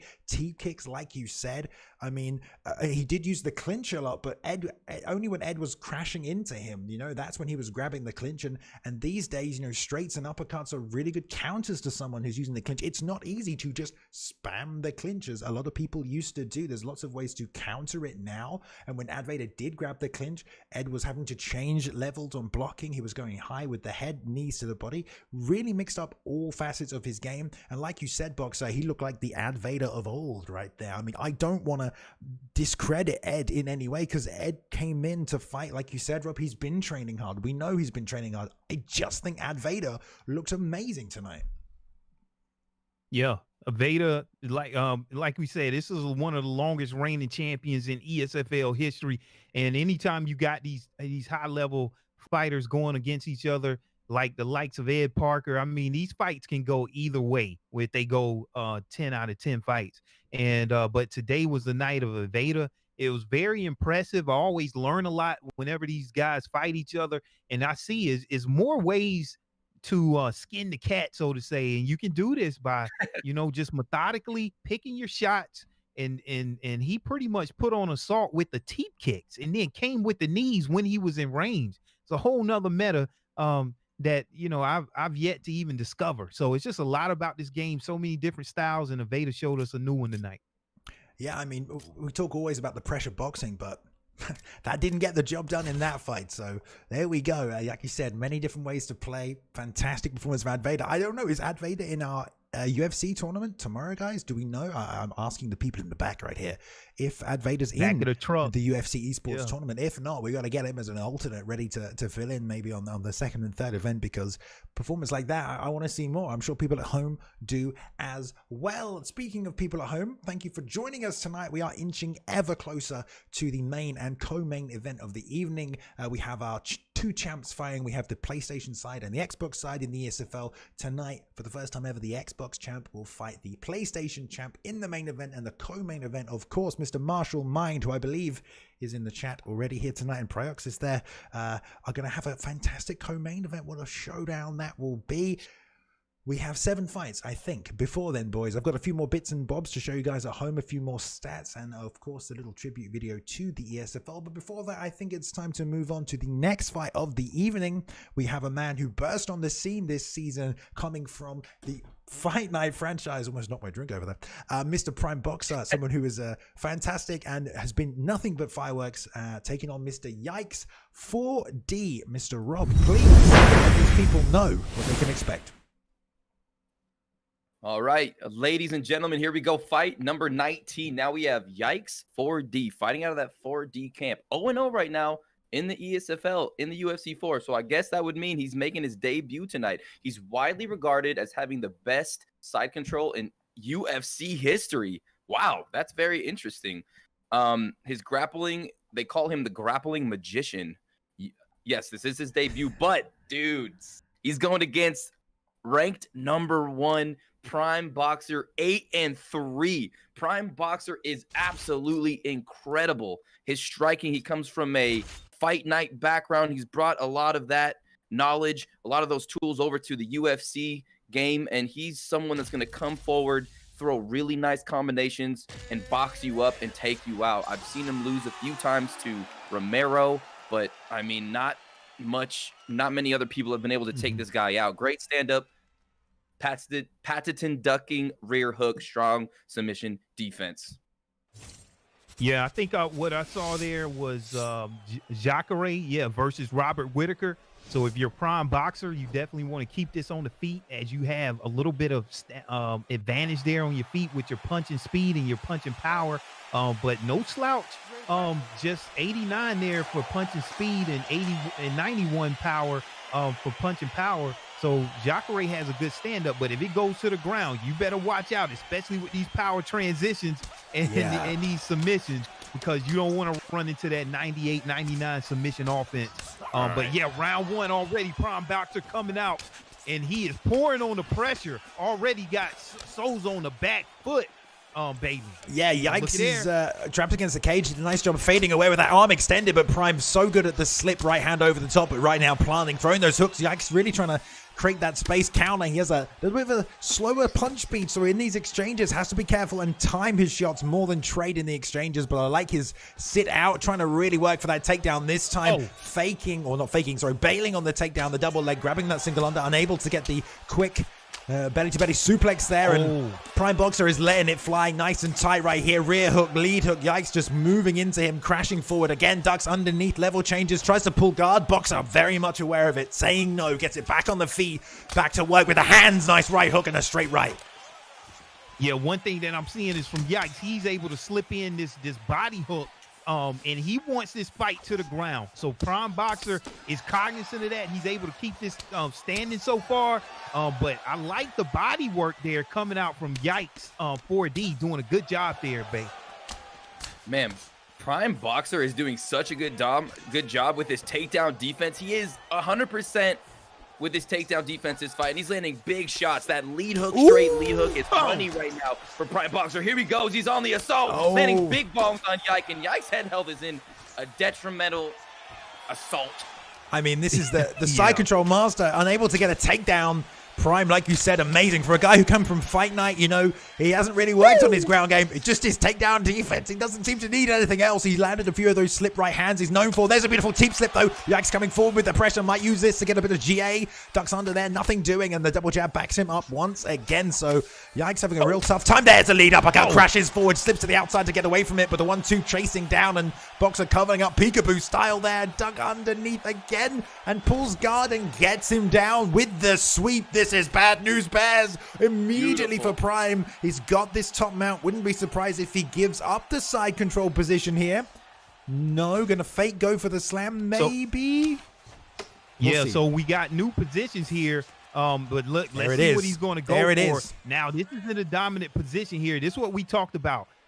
So now Yikes has the advantage here on the ground. You got to watch out. Only 37 seconds here. So I'm not sure if he has enough time to pull out a submission. But this is where he wanted, and not necessarily go for the damage, especially where the meta is right now with the submission game. I'm surprised he didn't go for a submission here. Maybe it's too late, just doing work with the damage so far, but I don't think it's going to be enough to take this round as it goes to Prime Boxer, in my opinion. It's kind of disgusting, that ground and pound right there, right, Rob? Oh, that was nasty. That was like 4 or 5 sharp elbows there. Did some good damage. I mean, that was the best moment for Yikes in that fight. And wow, round number 1. Beautiful performance by Prime Boxer. His ability to stuff those takedowns and land heavy hands with the boxing of Robert Whitaker is very impressive, and Yikes needs to be careful. He does, and I love Yikes. Can't get the takedown, so he pulls guard, you know, and tried it a couple of times, really committing to his game. Hip toss straight away, but late denial by Prime, straight back to the feet. Nice and cheeky to grab that straight off the back, and Prime coming back, planting stationary. The hooks, double knee this time for Yikes. No trip to follow up, and you know, Prime's got to be careful about his distancing. These shots are constant. They come underneath, belly to belly. Suplex denied once again there. As Prime trying to snap that double jab. 4-piece combination ending with the lead hand backing Yikes up, who's going to let the head health recover wisely. That's a nice 3-piece of his own, and you can see the desperation on Prime there, just looping those hooks. Not catching him, but there's a lot of head health down by Prime so far, Boxer. Yeah, and I really like even the game plan here that Yikes, he's doing anything that he can to get this fight to the ground. And now he's there. So let's see. You got to be careful. Even on the back with Jacare, he can throw you into a submission before you know it. So I'm pretty sure Prime Boxer is cognizant of that and will not gas out. But you got to be careful. If you get one of those transitions denied and somebody goes into a power transition, it could be early night. But look, Prime Boxer back to the feet on Rob. Yeah, I mean, his ability to get back to his feet inside the guard. Big right hand lands. He's coming forward. Uppercuts right through the block. And, this is not good for Yikes. He's eating big knees to the face. Now against the cage. And Prime's to try to put him out here. But no, the takedown, beautiful. Jeez, wow, what a well-timed takedown shot underneath. It was actually some good guard work from Yikes. I really thought he had that sweep when he was off his back there. He set it up beautifully with the backside, fakes it. And now Prime Boxer really working for that GA advantage off the double strike. Try and hit the nice quick transition with the momentum sweep. And the L1 flick to half guard doesn't get it. And the double fake now for Yikes, passing straight through to half guard. He's going to look to set up that side control. You know it's coming. Boxer going to have to look out for that. And there it is. Double strike after the full mount fake transition. Hits it. But a nice bump back to half guard for Prime, doing everything he can to get out of this position. Now a full guard fake, but he's getting his timing split beautifully. Into the sprawl, though. Nice job, but that's beautiful switch. Oh, my God. Amazing. And denies the butterfly as well. Beautiful job. Wow. We saw a lot of meta right there. We saw some new transitions that were added into the game a couple of patches back, and we saw a sweep. This is some high-level stuff there. Prime Boxer showing you that he's more than just a boxer. He's able to hold his own on the ground. And Yikes is throwing a lot of different looks at him. And this is very dangerous right here, because if he's able to get a power transition into one of those submissions, we could see a quick comeback here. And look, Prime Boxer able to get the transition denial right there. And that was huge, Bruce. Yeah, that was crucial. And unfortunately, it doesn't seem like Yikes is going to have the stamina here. 20 seconds left. And again, Prime Boxer able to get back to his feet. Oh, what a straight uppercut. Wow. Flatline. Prime Boxer with the win. That is all she wrote. Wow. I mean, just damage over the course of those 2 rounds. 10 seconds left. Gets it done. Step forward after getting back to the feet. I think you said it all, though, Rob. The takedown defense on Prime was amazing. I want to see the stats on that one. He stopped double legs. He stopped, double leg bails in the single under. He stopped full guard sweeps. Everything just on point. Transition denials as well, on point, and that beautiful job to get out from underneath him when it looked like he could control for the rest of the round as well. I mean, Prime Boxer is someone who has exploded onto the ESFL this season in UFC 4, showing up as a fight night player, but like you said, Boxer, showing a completely well-rounded game in that fight. Yeah, and this is another way to win. If you can stuff and deny everything that your opponent throws at you and pretty much tank their stamina, it's going to be a very short night on the feet. And that's what I saw with Prime Boxer. He was literally on everything. People talk about, having problems denying takedowns. Prime Boxer had no problem. Denying transitions, Prime Boxer had no problem. And because of that, he was rewarded with the stamina advantage and able to then get that nice straight uppercut knockout for a win here on ESFL 100. Very impressive with his defense that led to offense. So that's another way to get it done through all of this meta that's popular.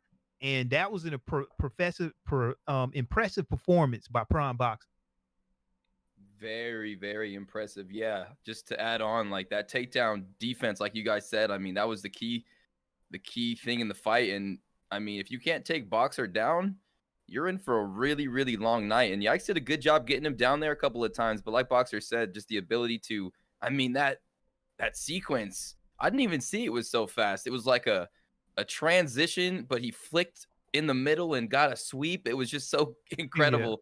Yeah. I enjoyed it very much so. And Prime Boxer's career is blossoming in the Esports UFC 4 game, and I can't wait to see what he has in store for us in the future. Oh yes, indeed. Now I see many of you in chat asking when Mr. Martial Mind is fighting, because many of you are here to see him take on Pryoxis in our co-main event of the evening. So why not take a look at that fight card one more time? We just had Yikes 4D matchup against Prime Boxer. That was number 19, and Mr. Martial Mind there, number 24, the co-main event, and of course the champ fight tonight, Xbox champ versus the PlayStation champ in the main event of the evening. So right now we have 1, 2, 3, 4, 5 fights. Well, 4 fights. 4 fights, and before Mr. Martial Mind makes an appearance, many excited Martial Mind fans tonight, and a shout out as well for supporting the ESFL throughout the years as well. Competed more than once. I remember he fought Ricky J Sports previously.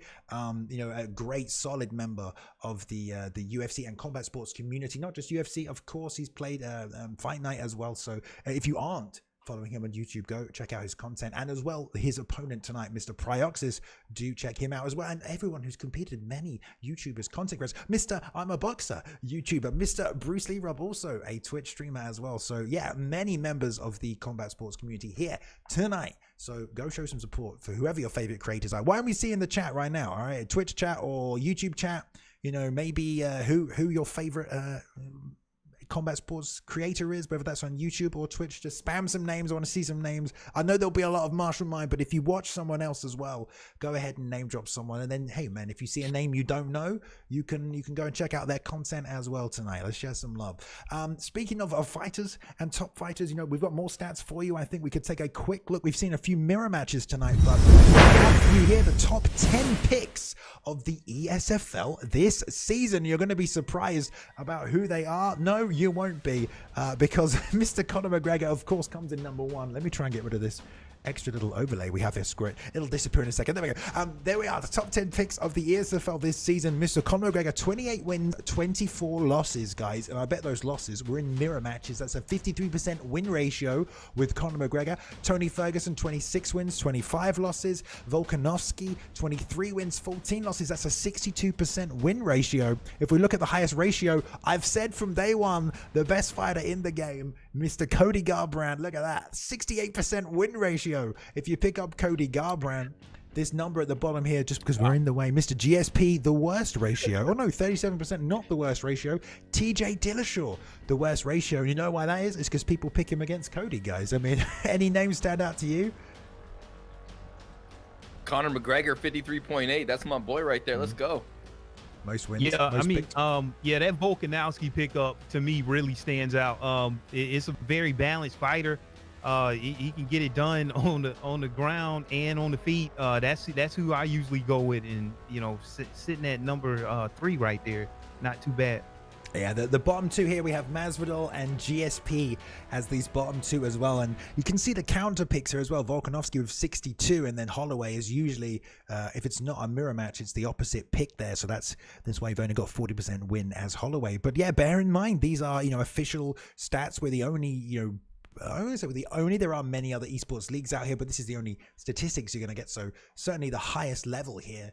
You know, you want some official stats for what works in online esports competition. There are your numbers, win to loss ratios right. So everybody, what a great event it's been so far. Like we said, 4 more fights before Mr. Marshall Mind kicks things off. If you have enjoyed tonight, I'm going to show you one more time a quick reminder that tomorrow night, you know, back-to-back events, we have the return of the UFC Esports League. The PlayStation side of things kicks off tomorrow night, 3 p.m. Eastern, 16-man Grand Prix tournament, one night. Everyone fights until there's one man standing. That will be the first PlayStation champion for the UFC Esports first official PlayStation League there. We had the Xbox one before Christmas. You can go back and watch those VODs on the Twitch channel for the UFC, twitch.tv/UFC, which is where this event will be taking place tomorrow night. You can join me and Mr. Bruce Lee Rob to call those fights and the action. Right, well guys, it's been a great night of fights. Like I said, we're going to move on. We have 4 more, and coming up next, I will have to just check. It will be the return of Papa Lima taking on TH4's Recognize here. The 4 horsemen representing tonight in Mr. Recognize, and Lima, someone we've seen recently be very exciting, very competitive. Bring that leg kick game, Rob. Please let the people at home know what they can expect from this matchup, because it should be another striking matchup. Nothing but fireworks, and should definitely keep those of you who are very keen to see Marshall entertained until then. Let's go. Yeah, we got ranked number 20, Papa Lima. Now, this guy competed in the E-League on the Xbox side, and he created a storm. He shifted the meta right before our eyes. The meta, excuse me. And he's got win over Mangan, Unnoticed Legacy, Pryoxis. He's a former ESFL champion. I mean, this guy's so good, and his ability to set up that leg kick and throw unorthodox combinations at his opponent and really just put a lot of effort into that first round and second round. And sometimes he leaves himself a little exposed, but I mean, there's not a fight that Papa Lima is going to be in that's not going to be exciting. But he's going against the 4 horsemen, recognized, ranked 11th, 5-3. And this guy is really good at grappling. He's going to get a hold of you, and he's going to try to control you, take you into deep water, and just kill you. I mean, he's got losses against top players like Michael, Trixie, and Jamie. He's fought for the belt back in mid-October. Recognized fighting out of the 4 horsemen, and Papa out of the... Oh, no, Papa's not in a fight camp. But, yeah, this is going to be an interesting striker versus grappler matchup. But they both have, you know, all the skills. They're incredible. Yeah, if this fight gets locked in, Jose Aldo versus TJ Dillashaw, one thing about Jose Aldo, he got the steel check. So if you throw out some of those kicks, which TJ Dillashaw will like to do, as he has crazy legs perked, those checks can reflect more damage from Jose Aldo. So you really got to be careful. But yeah, TJ, a balanced fighter. Jose Aldo, really powerful in the stand-up, with a 94 punch speed, a 93 power, and head movement of 96. So you want to be able to utilize some of that stuff in a kick power of 96. So if you got Jose Aldo with Papa Lima, he's definitely going to want to keep this fight standing, because whenever you go to the ground with TJ, he's going to have that slight advantage with that top control of 91 and that bottom control of 91 with TJ Dillashaw. So let's see if this is going to be the pickup. Not sure right now. Both of these guys may be thinking about it. Looks like they have a great connection. We're just waiting on them to ready up. Both of these guys, I see they have a lot of experience online. And it's going to be a good matchup if this is the fight that gets locked in, Bailey. Yeah, both great experience online, great experience in the ESFL, the Esports Fight League. You know, that's good to have that competition behind you. It's a very loud stream in my ears. I'll have to turn this down, but yeah, I mean, maybe they just enjoyed both your breakdowns so much, keeping us waiting in the lobby there as well. But let's get it on. Like you said, Aldo versus Dillashaw or Killashaw, and you know, we've seen Lemus Khan really use those leg kicks recently. He came in the Xbox UFC Esports League. He was a dark horse in that competition, a dark horse in the Grand Prix, fought amazingly, and yeah, very, very impressive. So let's see how he shows up this evening here. Going to touch him up. And already opening with the inside leg kick, meeting right in the center of the octagon, chop on the outside there as Recognized tries to power through with a 1-2. And just trading in the middle. Nice slip to the inside. He likes to bang that right hook over the top. We've seen Lemus do that many times. And now clinching in tight. Nice wide camera angle to get things started here tonight as well. Yeah, and just a slight cardio advantage there as a 94 for TJ, and he's pouring on the pressure. Just a 90 there for Aldo, so you got to be cognizant of that. And as we see it already playing out, slight stamina advantage for Recognize. And look at there, these are some huge knees, and he's in that most dangerous. Well, he did not get in the most dangerous position there as a late denial there, and that was a good job. But now this fight is standing, and Recognizes pouring on this pressure with these knees. He cannot sit there and take this. And now in that side saddle position there by Recognize, he is where he wants to be. Got to watch out for these submissions. Wow, Recognize was relentless with that takedown. He really wanted it. Now he has the side control position, and this is where Recognize could shine. But, ooh, good job by Lemis Khan. Rolling over, gets that denied there, Balian, and now on his way up, back to the feet. Great job by Lemis, man. This is where he wants it. You know, he's already got a little bit of a leg kick game going. It's going to make those takedowns harder to get. Chopping away at that lead leg once more. Obviously, Recognize will be competent from southpaw, as will the stats of TJ Dillashaw. But I love Recognize's pace right here, not allowing him to get the distance above the snap jab into that beautiful roundhouse. Tripled up the jab, ending with the snap into the roundhouse to the leg. Excuse me. So this is Lemis Khan 101, making it work for him. He loves the leg kick strategy. And if you've never seen Lemis fight, this is what he does, baby. Chop, chop, chopping away, tripling up the jab. Beautiful straight lead hook back to the roundhouse again. But Recognize countering nicely with the clinch, stifling his pressure, gets it inside. Beautiful work and almost ankle picked in boxer. But no, back with the pressure once more. Yeah. And as you called it, yeah, look at that huge left hand there by Dillashaw, and pouring on that pressure from the switch stance position, which he maintains his power because TJ Dillashaw has a 99 switch stance. So it really doesn't matter that he's fighting in the southpaw position because he loses no power there, but still able to chop at those legs there by Lemis Khan. And look at those combinations come out, and TJ is still pouring on that pressure. This is an exciting fight so far. Let's see what happens here, Rob. Oh, it's so great. And man, Lemis Khan's ability to hit that jab, snap jab, leg kick, and then switch it up with that third strike and keep Recognize guessing is so nice. And we're seeing Recognize pushing the pace right now, got him against the cage, and he's doing some big work making that overhand. Yeah, Lemis just covering up right here, not finding an answer to get off the cage. Snap jab into the spinning back for this time. 10 seconds left in this round, where Lemis has found himself trapped in the cage in a bad spot. Recognize taking the momentum towards the end of the round there after a nice strong start. Beautiful pull counter to end things out, but wow, what a back and forth first round. The swings of momentum both ways. There was a takedown for Recognize, and I will say if there's a problem that the Lemis has faced in fights, it's obviously dealing with the pressure, but also he burns himself out a lot because he does throw a lot. So expect the stamina to pay off for TJ coming in late in this one as well, because he burnt a lot of stamina in that opening round, boxer.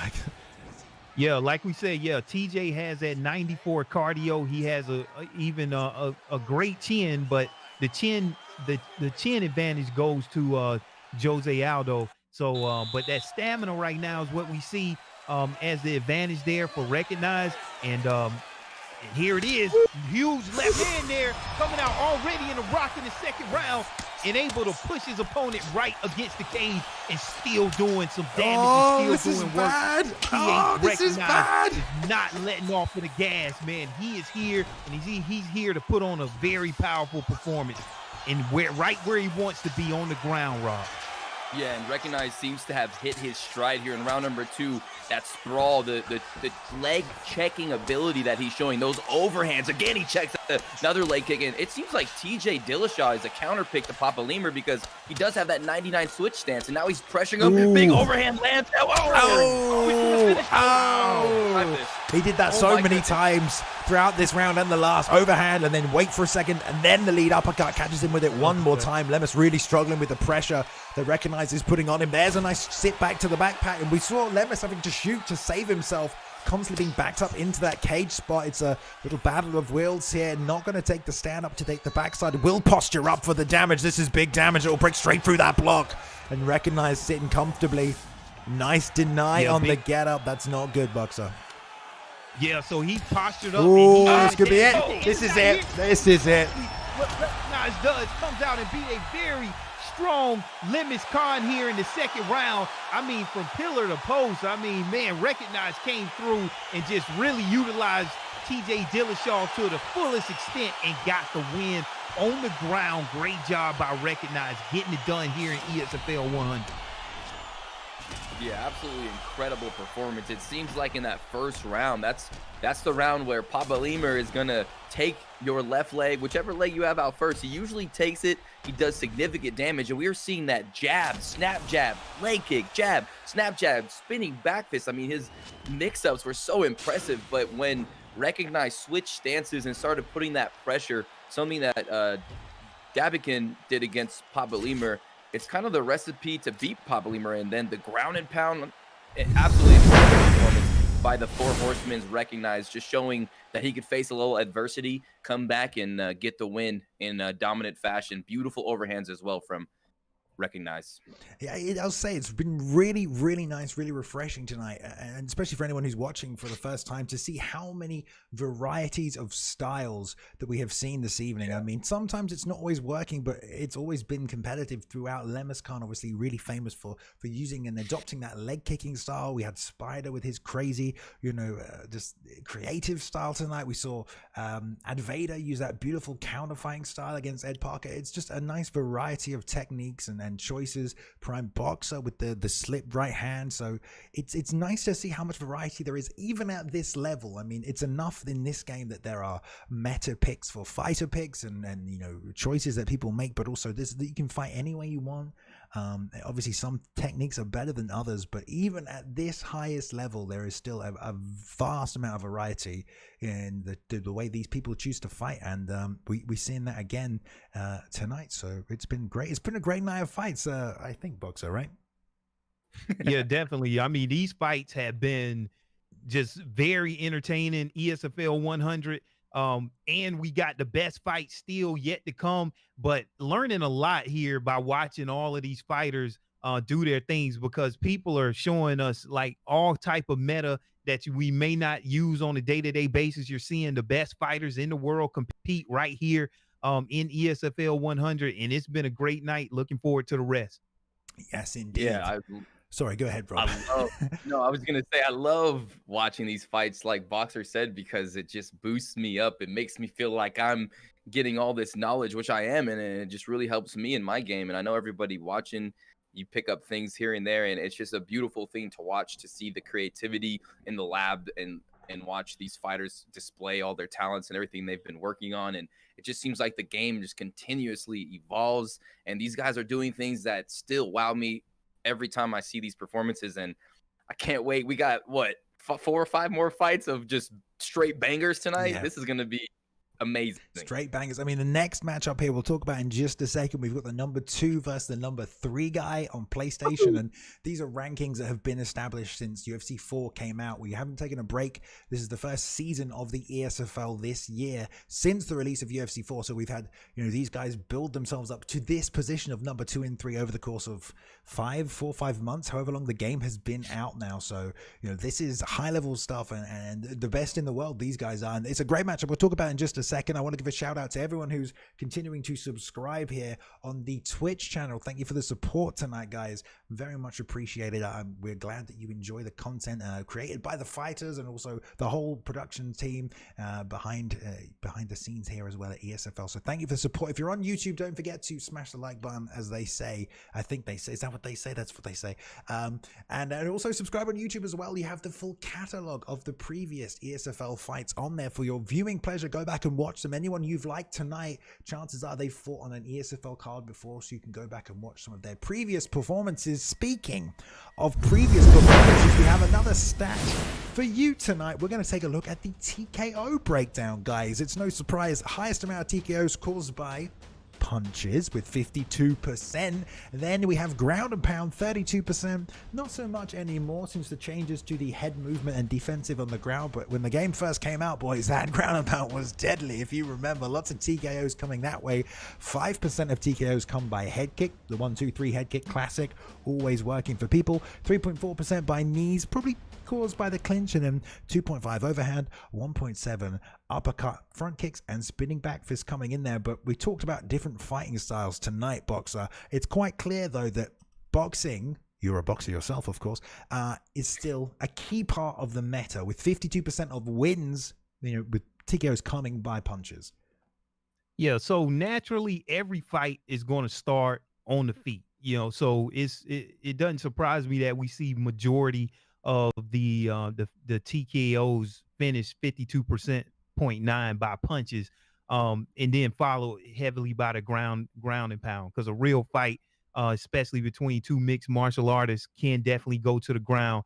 And but that's interesting to see that we have that 0.8 spinning back fist in the ESFL. That I want to go back and look at that and see what happened there.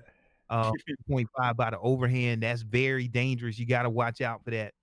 So yeah, interesting stats there. So Rob, do you think it's a preference for people, like the majority of players for this game or the majority of competitors like to box more than anything else? Or do you think it's just a product of how the game works and the mechanics of or how the mechanics of MMA even, the punches are the highest number there?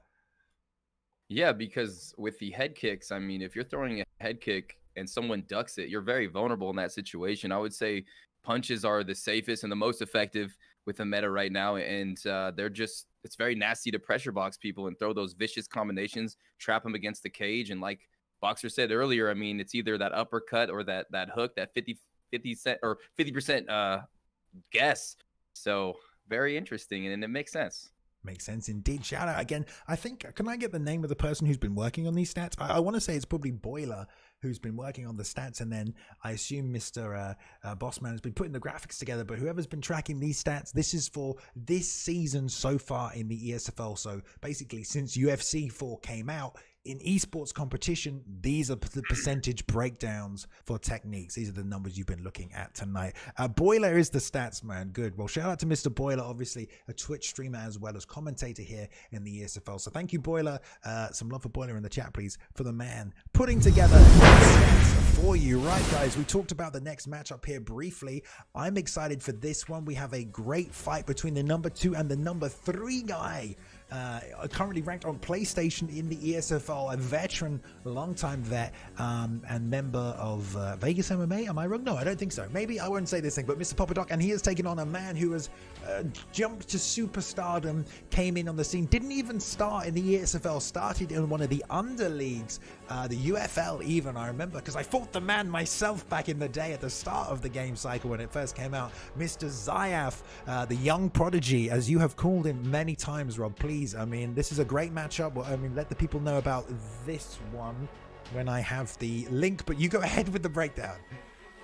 Yeah, sure. This is going to be a very, very interesting fight because we have a veteran of the game, someone that always seems to just improve and work hard at his craft, and that's Papadoc 60, fighting with that Team Dark Camp, Swiss Lebix, Romero, and he lost to GOAT 1099 via knockout in his last fight, but he does have wins over Kinetic, Rayhan, and Callan. I mean, beautiful dubs right there. 6-3, elite grappling, controls pace, and can end the fight anywhere. And Papadoc is someone that really is methodical in there, and he searches for what you're the weakest at, and he'll attack. And his ground game is impeccable. But he is going against the young gun, the young prodigy, one of the most improved players in the game so far. I mean, he's taken this game by a storm. I mean, he's ranked number 2, 9-5, defeated Dabeiken in his last fight on a 2-fight week. This kid is on a tear, and when he loses, he comes back stronger, and he looks and searches every stone. He doesn't leave any unturned. He knows everything that happens in this game, every intricate detail,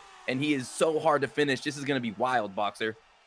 Yeah, one thing that I'm noticing right now, these guys have fought 36 times, and they got a lot of experience against each other. And Gilbert Burns, one of the fighters that seen a lot of buff in the previous patches, seems like maybe that's who Zayaf is going to go with here. And one thing about Gilbert Burns, you have to watch out for his fast hands. He has that fast hands perk, so his hooks and his uppercuts and overhands are faster and more accurate. And one of the best stats there about Gilbert Burns is his punching power of a 94. So you got to watch out for that. And if Papadoc leans on this Leon Edwards pick here, the punching power of Leon Edwards is only a 91. And the punching speed, he has a slight advantage with that 94. So I'm not sure if this is the pick they're going to lock in. But so I don't know if you're a little behind. It's looking like this the fight's already begun here, Boxer. I think you need to do a refresh. We're a minute into the first round here, buddy. I don't know if you're a little behind on what's happening, but we have Zayaf now. Beautiful job backpacking and grabbing the takedown there and still riding the back of Papa Doc here, who's going to have to fight his way out of this position. You mentioned the Edwards pick, good for a lot of reasons, but definitely at a disadvantage on the ground here. And Zayaf is someone who knows the game inside out, like you said, Rob. Very competent on the ground and ready to use that jiu-jitsu of Gilbert Burns to full effect. Incredibly wise and smart, game decision to take him down at the start. Got to beat him up. He's got 3 minutes to work. Use that side control nicely to full effect. And Zayaf is someone who has been getting experience wherever he can find it. Every major and minor league for esports, this man has been fighting in. I believe he's the champion in other promotions now outside of the ESFL, and here he's working his way up for the big show, the big guns, the big belt, currently ranked number 2. So he is here tonight to put on a show to prove to everyone that he is a future champ one day. Didn't really fight in UFC 3, but UFC 4, he wants that belt. He's here. He's looking good so far, but Papa Duck, like you said, a veteran, back to the feet, going back to the clinch, using the advantage that he has there, but a nice late denial. Papa Doc has a very great ground game, and so Leon Edwards is just going to compliment that because he has a nice stand-up game here. I'm finally all caught up here, but yeah, Zayaf puts on a lot of pressure. Just a prodigy here, and what I'm seeing early here is these guys have not really pulled out, and I'm looking at the stamina already there by Papa Doc and Zayaf. They're leaving nothing on the table here. Look at that nice takedown there by Zayaf. Let's see what he does against the cage. He wants to move out, but Papa Doc is not letting him do that. And look, going for a submission there and back to the feet. Yeah, Zayaf is just doing a great job at mixing his striking with his takedowns. Wow. As Papa Doc completely defending himself, Papa Doc is hitting these crucial flicks to not get in these super dominant positions. Whoa, Zayaf sneaks there, gets the back. Wow, Zayaf looking good right now, round number 1, Bay. Yeah, good job. And like Boxer said, Papa Doc's got a very, very veteran ground game. Now going for that bulldog choke. Just points on the board here at this point. But you love Zayaf to look for a takedown, look for some, some strikes on the feet, and look for a submission. So definitely playing the MMA game. And he's just one of those players who feels comfortable knowing that you can take the fight anywhere, given how you feel the fight's going, based on the opportunities you are presented. You're not restricted to just, counter boxing. You can box, you can leg kick, you can, use the clinch, you can get your takedowns, work your ground and pound, work off your back, get your sweeps, and look for submissions. So I expect that throughout the fight. Good competitive first round, but the takedowns alone and the sub attempt, I think you got to give that round to Zayaf. Yeah, I like what I saw with Zayaf at the end. Even though he knew he didn't have enough time to pull out that submission, that is a good look in the eyes of the judges, because whenever you're on initiating that submission, you're getting control time. He had a lot of takedowns and just pretty much just stifled and smothered all of the offense from Papa Doc. But Papa Doc is very experienced. He knows how to fight through adversity. I want to see what Papa Doc does in this second round to turn things around. Like, I don't even have time to touch gloves right now. Papa Doc, like, let's get it on. And right away, we see Zayaf landing some more shots, adding to the damage already added up on that head health. And Papa Doc is having some trouble with that damage. Uppercut slips through. Beautiful by Zayaf. Yeah, I mean, Papa Doc's looking for double elbows there. It's kind of strange. Knees up the middle, and now Papa Doc going for that takedown. Maybe he'll feel a little bit better in this top position. Unable to get it, though. Zayaf right back to the feet, and nice ducks here from Zayaf. You're going to get underneath every strike apart from the uppercut, and Papa Doc usually trying to close a distance right there. Not looking for many uppercuts too far. Zayaf baiting on the outside, comes back with a 1-2 and a nice lead uppercut to catch him. Head kick bounces off the block, and with a side kick from Zayaf gives Papa Doc the window to grab that single collar, but nothing doing with it. Sets back on the circle, and Zayaf is chipping away at the head health, and so defensively sound to look how much damage he's taken, Boxer. He's taken no damage at all, virtually, Zayaf. Just great defensive work. Yeah, and with this Leon Edwards pickup, whenever Papa Doc tries to rally, a huge right hand there by Zayaf pouring on the pressure. And like I was saying, on the ground, Leon Edwards does not have the advantage in either way. Even with submissions, he's only at 89 and a 97 submission defense there by Gilbert Burns. So, I mean, just the game plan here for Zayaf seems like it's the more dominant strategy right now. I really don't see what Papa Doc is trying to do here, but he needs to mount some offense on the feet and kind of get a rock and some knockdowns back of his own. Yeah, Zayev is just staying right at the edge, really making Papa Doc miss a lot and waiting for those pivots as well. And now we're in the clinch, and that hook is nasty. And here comes Zayev. I mean, he's just looking phenomenal right now. Papa just on the defensive this whole fight. Yeah, Papa's really looking for the clinch. I mean, Leon Edwards has some great stats in the clinch, but it seems every knee he lands to the body from that position just does not do any damage. Nice job with the the positional denial on the takedown there. Papa moving that left stick down. I mean, great work. Like you said, takedown defense. Beautiful job. Zayev trying to still hit it, but, you know, Zayev, like I talked about, MMA, he's an opportunistic fighter, but lands a big right hook right there. Slip to the outside for Papa Doc from that lead uppercut. Keeps him in it because his block is non-existent. Lead hook catches him beautifully clean and puts him out cold. I mean, I think it was a jump knee he went for right there. Yeah. But I was going to say Zayev just looking for moments of opportunity throughout that fight. Every whiff, he shot a takedown and just catching him at maximum vulnerability with that jump knee. Boom! Out cold. Wow. One punch he caught KO. him at maximum vulnerability right there, right before he was able to, jump up and hit that knee. And this is very impressive when you talk about getting a win over Papa Doc. Papa Doc, one of the elite veterans in the ESFL and OWC, and Zayev able to get a huge win here. And all of a sudden, the young prodigy Zayev has become like a veteran here in the ESFL esports. He has a ton of fights, a ton of wins, doing a good job, just taking out some high-level competition.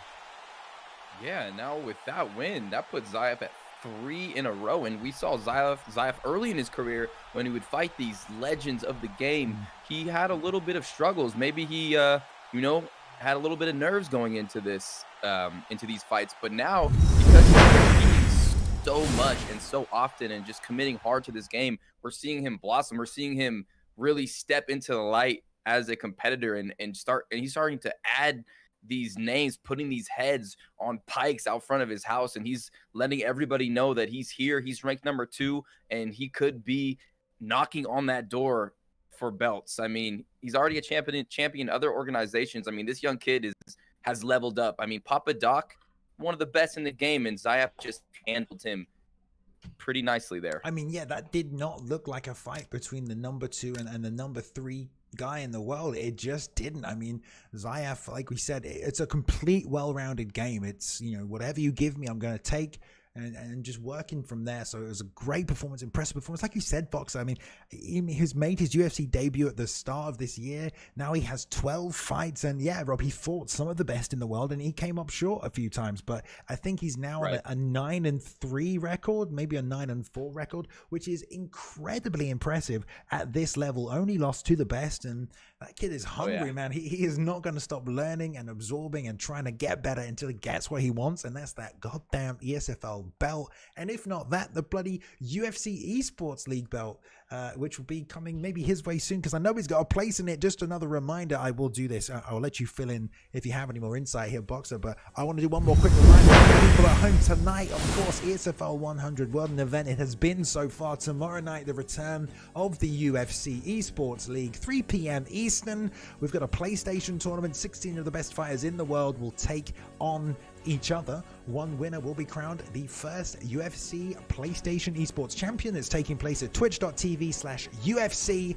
not here on the ESFL channel, so you're gonna have to jump over there tomorrow. It won't be on YouTube either, so if you're on the YouTube channel right now, it won't be live on the UFC's YouTube, although if you tell them how much you want it to be on the YouTube, maybe we can persuade them to get it on there at some point, but it will be on twitch.tv/UFC tomorrow night, the return of the UFC League. Anything to add on Zayev's performance there, Boxer?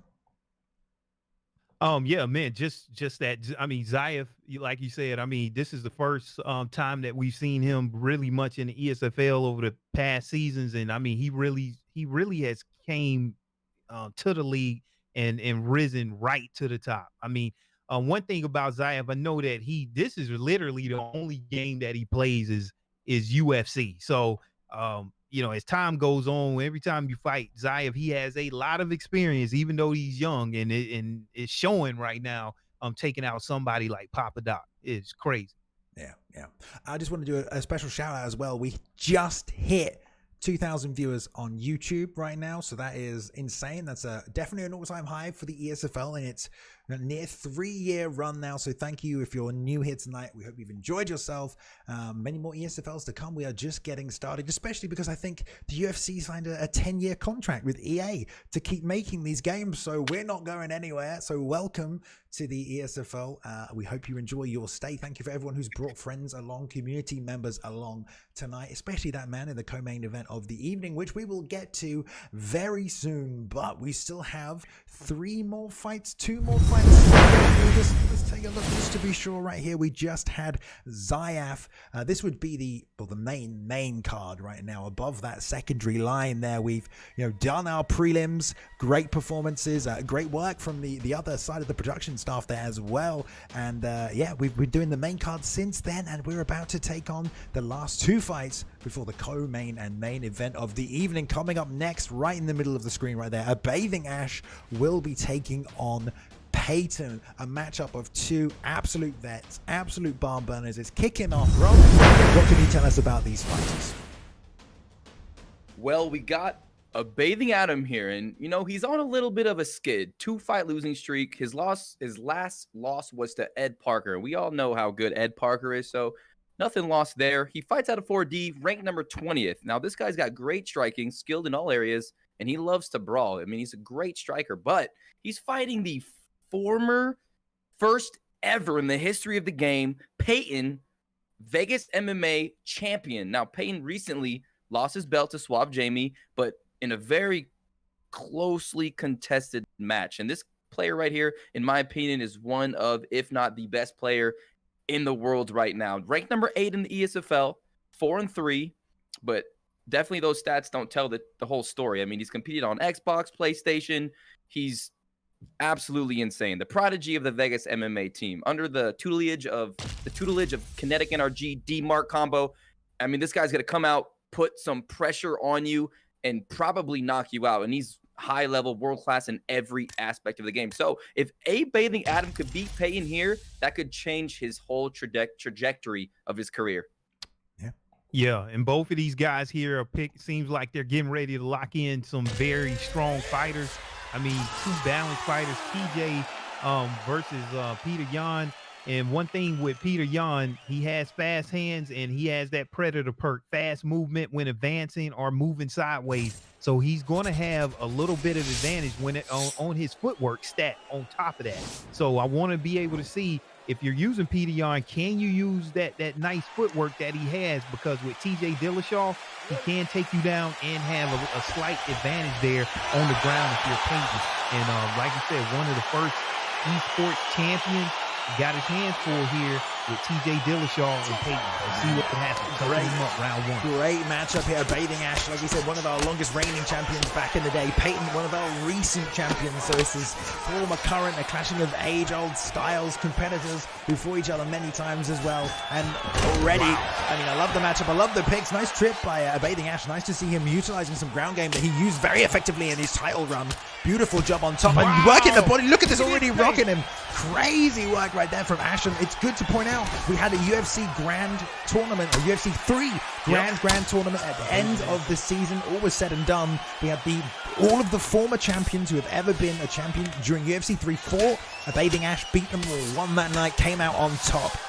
Now here, UFC 4 not done as well, but he has that championship caliber, that mindset, and prepared to take it anywhere. Peyton back on the offensive with the hooks in tight, and Ash really trying to find homes for his shots, 4-piece combination now. Oh! Yeah, huge right hand there. We're seeing a lot of technique right here, because whenever TJ came out, Bathing Ash was able to get that takedown against a driving breakdown. Oh my goodness! He wants to fight back to the feet, and these guys are standing and banging, man. This is going crazy, Rob. Yeah, Adam is throwing some hard shots right now. Big uppercut lands. Now trapped against the cage. Big body shots followed by a hook. Oh! Wow. And Adam beats a head kick, so here comes Peyton.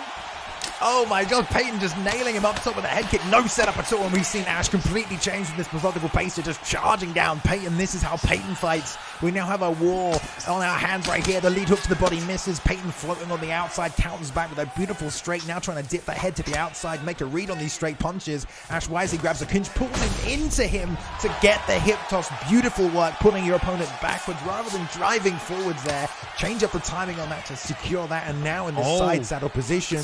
One deny there already, but bumps back to side control. Half stamina though, this was still dangerous. Now gonna fake the knee on belly. Great job recovering a half guard, but still not out of the woods yet, Boxer.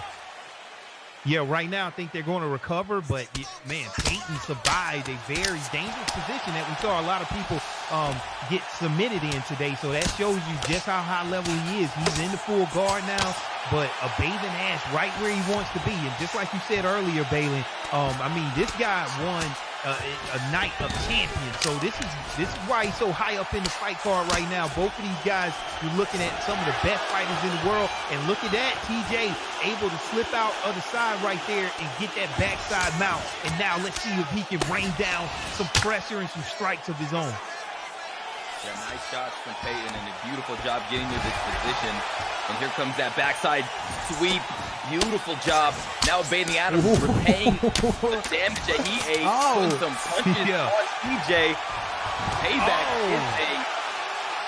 10 seconds left in the round, so just burning the stamina. Obviously gave up the switch there. Peyton wisely hit that, but just real back and forth. There was the nice pivot out to the side, but went straight into the head kick of Peyton, who just threw it, read the movement beautifully, advanced forward. There was a jab and just circled away from it, but still got clipped with it, hands down there as well. So Peyton, typically the pressure striker, getting pressured in that matchup by Ash, not afraid to take it to the ground more than once in that round as well. So we'll see. Ash definitely has a bit of advantage coming forward, using that Yan Predator movement, like you said, Boxer. So we'll see if that continues to play in his favor as they touch up for the start of round 2.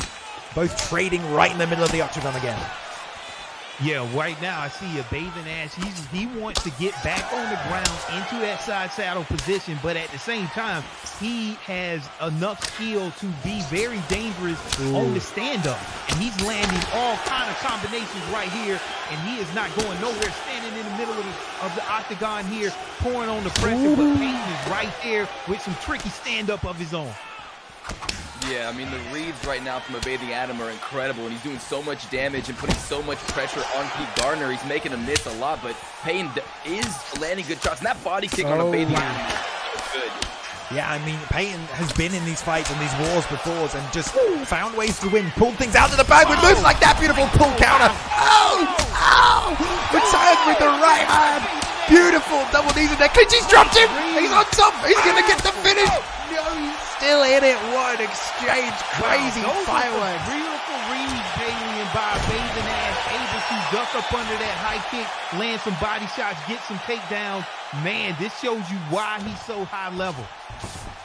Yeah, this fight is heating up, and I'm getting excited right now. These guys are showing world-class stuff in there, and right now we just see a Bathing Adam. The fight's slowing down a little bit in that full guard, trying to build some grapple advantage. The bar on the top of your screen, trying to fill it up blue to make a fake or maybe make a transition, Balin, and this is heating up. Try to hit that cheeky backside over the top. We still have half a round. Ash on top, just chipping away at the body health. Nice posture up, looking for that free transition, I think, to half guard, but the R1 flick didn't get it. Content to just land one shot and return to full guard here. Now Peyton's very good on the ground as well, trained with the likes of D-Mar and, you know, Z Hunter there at that Vegas MMA team, so no stranger to being on his back, and these positions going to wisely and methodically try to work back to the feet. Nice full guard, and Peyton always is systematic about his return to the feet, always tries to recover full guard and then work from there, but Ash has him against the cage, and Peyton's broke here with no stamina. The standing side kick doesn't land, but he's still got no stamina. Very dangerous here, trying to get up. You use a lot of stamina, even though you're using the cage, and then to get off of that cage position, use a lot of stamina to get back to the feet. And right now I see a Bathing Adam is in control here, stamina advantage and pouring on the pressure. 1 minute to go.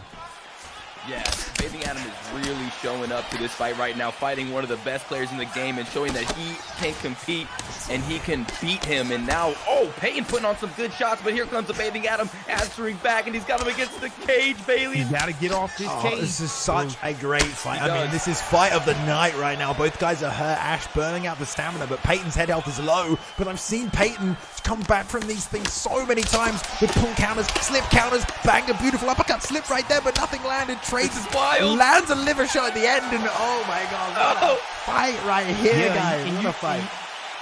Yeah, and you see how Ash is able to keep Peyton against that cage, and that's that footwork we talked about, because moving sideways and advancing pressure, you're going to have Peter Yan a little bit faster than TJ. So he's able to, once you get on that cage, kind of just mirror you and keep you there. Round 2, touching them up. Round number 2, here we go. A bathing Adam versus Peyton, and they're just standing in the center of the octagon in the phone booth, just swinging leather on each other. Oh man, this is exactly the kind of fight that Peyton likes, though. This is why I'm kind of leaning towards him in these exchanges, because he gets these fights going. Nice slip, straight left there. Comes back with an uppercut. There's a beautiful lead hook. Drops Ash one more time. Gonna swarm in for the kill, but nice sway back to get out. Why is he grabbing the clinch? Veteran move, double knees. He's got him hurt. Backing him up. Nice duck underneath, though, of the straight right. Keeps himself in the fight. That team kick almost put himself in a bad spot, but Peyton's still in this. He rocks Ash. Ash comes straight back. This is a fight. Yeah, definitely. It's not a fight until both people have been knocked down, and that's what we got here. I got the fight 1-1 right now, but it is a long round to go in round 2. Let's see if Peyton can survive. He's already got a knockdown in his round, so right now I got him up on the cards in round 2. But look at Bathing Adams. What was that? Huge right hand. Oh, he's gonna stamina. Did you see that slip by Payne? That was insane. I feel like we're in the Matrix right now. Neo versus Mr. Smith. This is crazy. Oh my God. These guys are seeing everything in the Matrix, out of the Matrix. And you got to really watch out the combinations that you throw, because right now their head health is low. One mistake can end you and end your night. Oh, one more uppercut. Right in there by Peyton, pouring on the pressure. Oh, he's just got no stamina. Liver shot as well. I mean, we should call him pull counter Peyton, because that's what he's nailing time and time again to get out of these situations. Nice chopping roundhouse there. Right turns, return. The lead hook coming in. 3-4 lead hooks in a row there from Peyton, trying to keep Ash off him. Ducks with a right hand, stepping in. And again with the lead uppercut. All of that lead hand from Peyton. Just looking at each other. Someone's going to pull counter. It's coming. Trading the 1-2s. They're backing out. The next shot could be it. We've got 150 left. Trying to switch stance, hook over the top, pivot out to the side there. Beautiful jump by Payne. Catching with a replica, lands another straight down the middle. On top for the finish. But going to take side control. He's probably going to recover, Boxer. Yeah, and then he chooses to go back to the feet. Didn't want to take that cage position, but this is what esports is all about. 2 of the best in the world going back and forth. Both fighters are fighting an A-level game. It could be anybody's match. They left it all out there on the line right now, throwing everything at each other. Right in. Double uppercut there. And my God. Peyton Beautiful survives, is still going. I'm not sure who has the crowd. Another rock there by Peyton coming back. And Peyton's ability to stop. Wow. Peyton. What a back and forth fight here. And this was absolutely insane. Wow. Oh my God. Peyton's ability in the fire to slip perfectly with perfect precision when he was rocked saved him in this fight. I mean, he is so good, and he's just, it's almost like time is slowed down for him. And look at that uppercut to finish. Beautiful. And put the nail in the coffin. What a fight. Oh my God. I defy anyone who says that esports UFC cannot be as exciting as the real thing. That was an amazing war. So much drama, so much back and forth. 2 guys who are just insanely high level at the game and able to just counter, return, and stay in the fight and rock each other. I mean, throughout that 3rd round, I thought Ash won, and then I thought Peyton won, and man, oh my God, Peyton gets it done. Pull counter Peyton is his new name, and this is what I mean, Pull man. counter Peyton. He gets in these wars, and he wins in the chaos. He is fantastic at it. It's how he beats Suave Jamie, and it's how he takes a win off Bathing Ash tonight. Yeah, I mean, when you see a fight like that, those are the ones that's going to go down in history.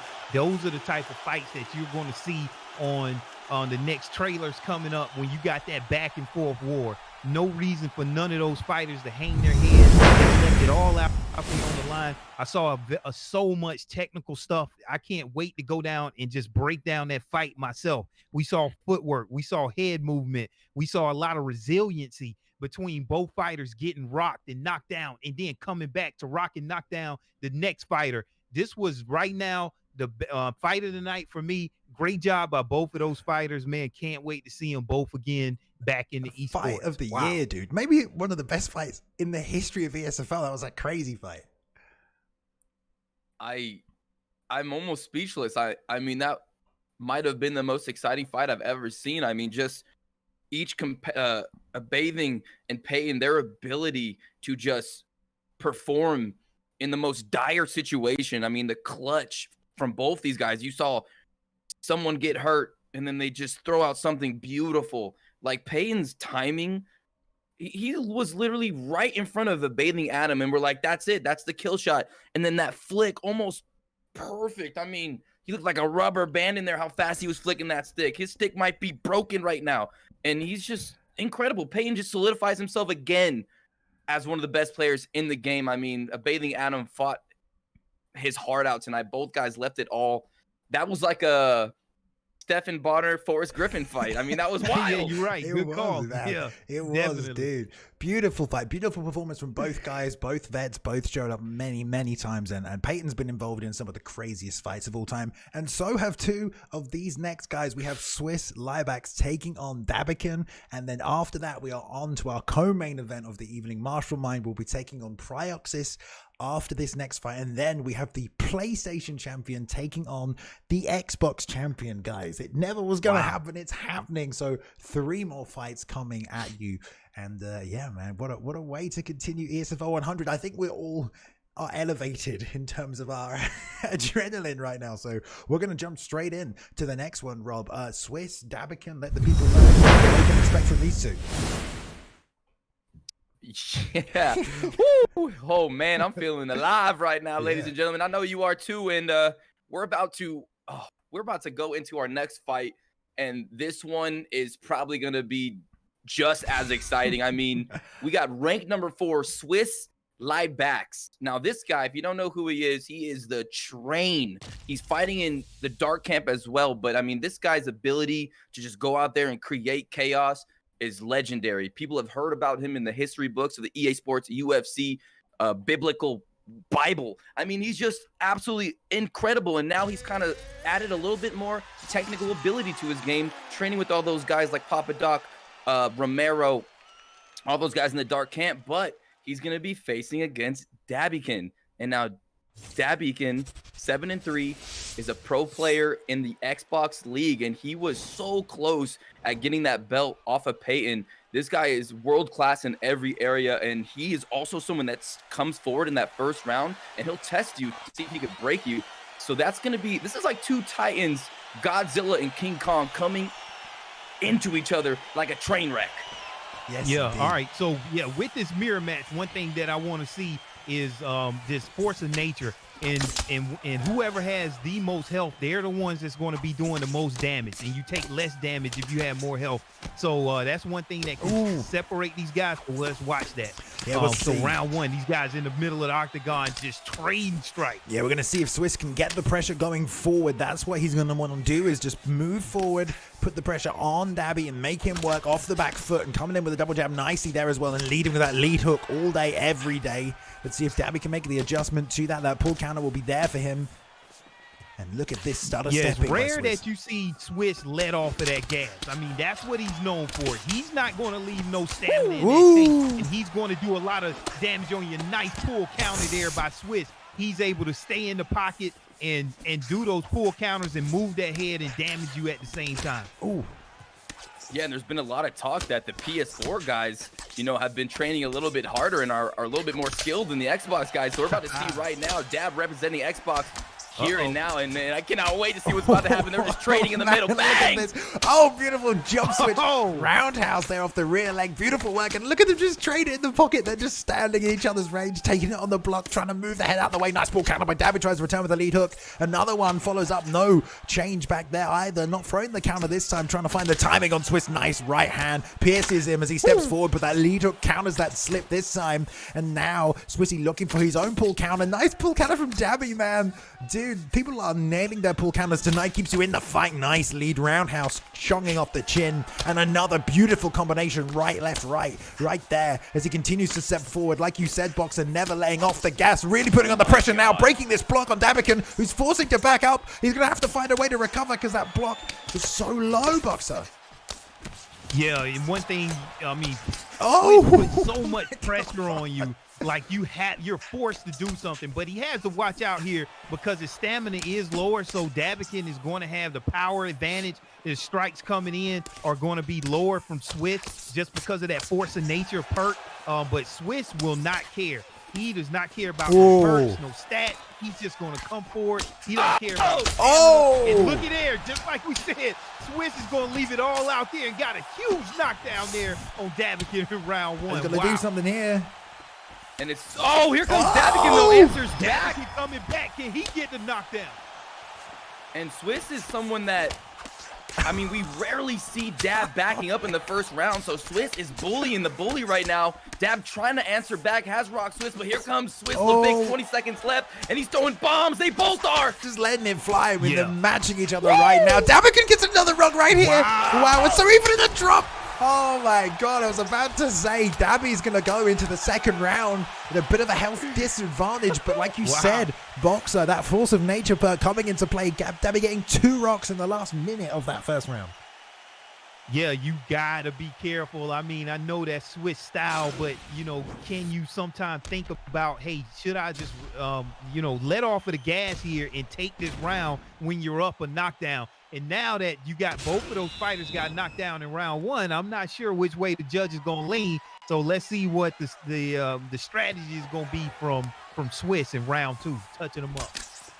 Yeah, and Swiss Bix really did a lot more damage in that round, and now coming forward, and it's good to see Swiss a little bit more aggressive in this fight. Oh, look at that blocking. Dabeiken! That guy's Swiss! Wow.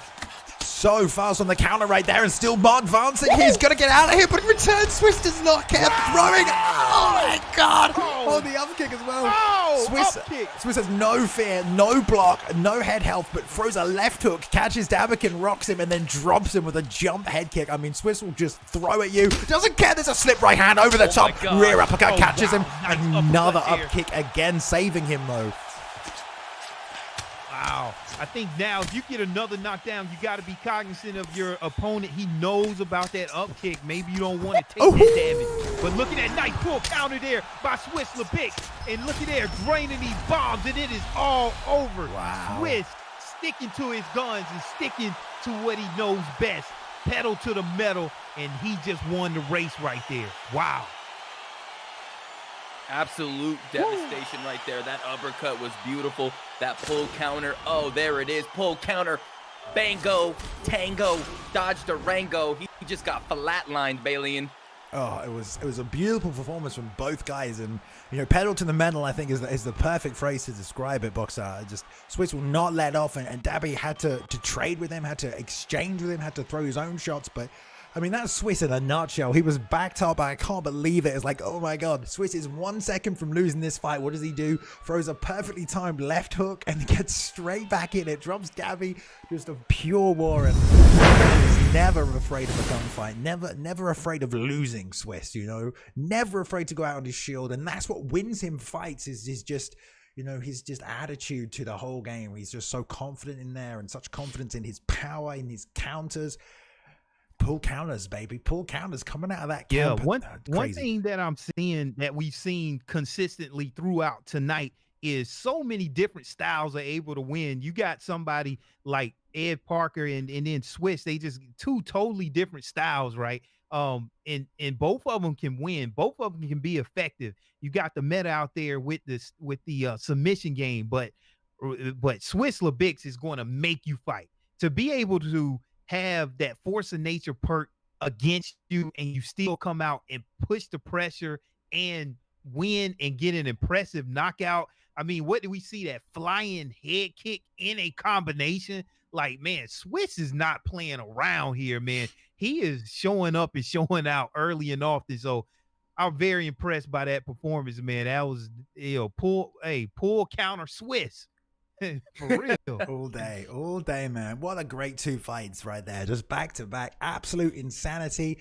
And it's about to get even more insane, guys. It is time for the moment many of you have been waiting for this evening. The co-main event of the evening is about to go down. We have 2 men, 2 legends of the game. One who's been competing in the ESFL for a long time, and one man who's been riding the combat sports YouTube scene for a long time as well. They are here. They have agreed to fight in a showdown, a showcasing at ESFL 100, and it's time to get it on. It is Martial Mind versus Pryoxis. Wow, man. I mean, we've been building to this all night. The anticipation is high. I believe we just hit, for the first time ever as well, it's worth noting, 1,000 viewers in the Twitch chat as well. So thank you, everybody, watching on Twitch, watching on YouTube, watching from around the world tonight. I know the UFC isn't on right now, but guess what?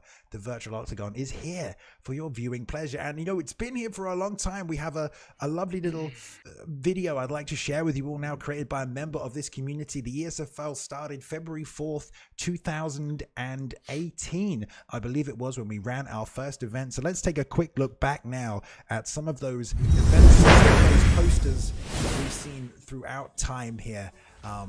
2 years in the making. Cast your eyes, fellas, to the screen here, and I kind of almost don't want to talk over this, but we can talk over this here. This is a nice little time lapse that we've seen 99 events, more than 99 events we've had here in the ESFL. And this is just a quick look through some of the cards, some of the fights that we've had as these 2 co-main eventers get ready here. We can see the first event going all the way through, the numbers at the top there: ESFL 4, ESFL 5, Kinetic and RG there, Ed Parker fighting there, Swiss Iron Sharif fighting Goat, who's fighting in the main event, Kinetic and RG, and Lemus Khan. I believe that's when Lemus took the belt of Kinetic, was undefeated. That was when Pryoxis was the champion there, and still champion when he fought Kinetic there again. And we've got Goat holding on the belt, Kinetic the belt, just the belt changing hands throughout the history of the ESFL. Mr. Chicken making a lot of noise, but still not made an appearance. Brand new Mac held the belt for so long as well, when in the mid sort of ESFLs before ESFL 50. Pre-United, of course, as well. Not seen him for a long time. Pre-United, and it feels so good. A bathing Ash in there. T2 Shifty, of course.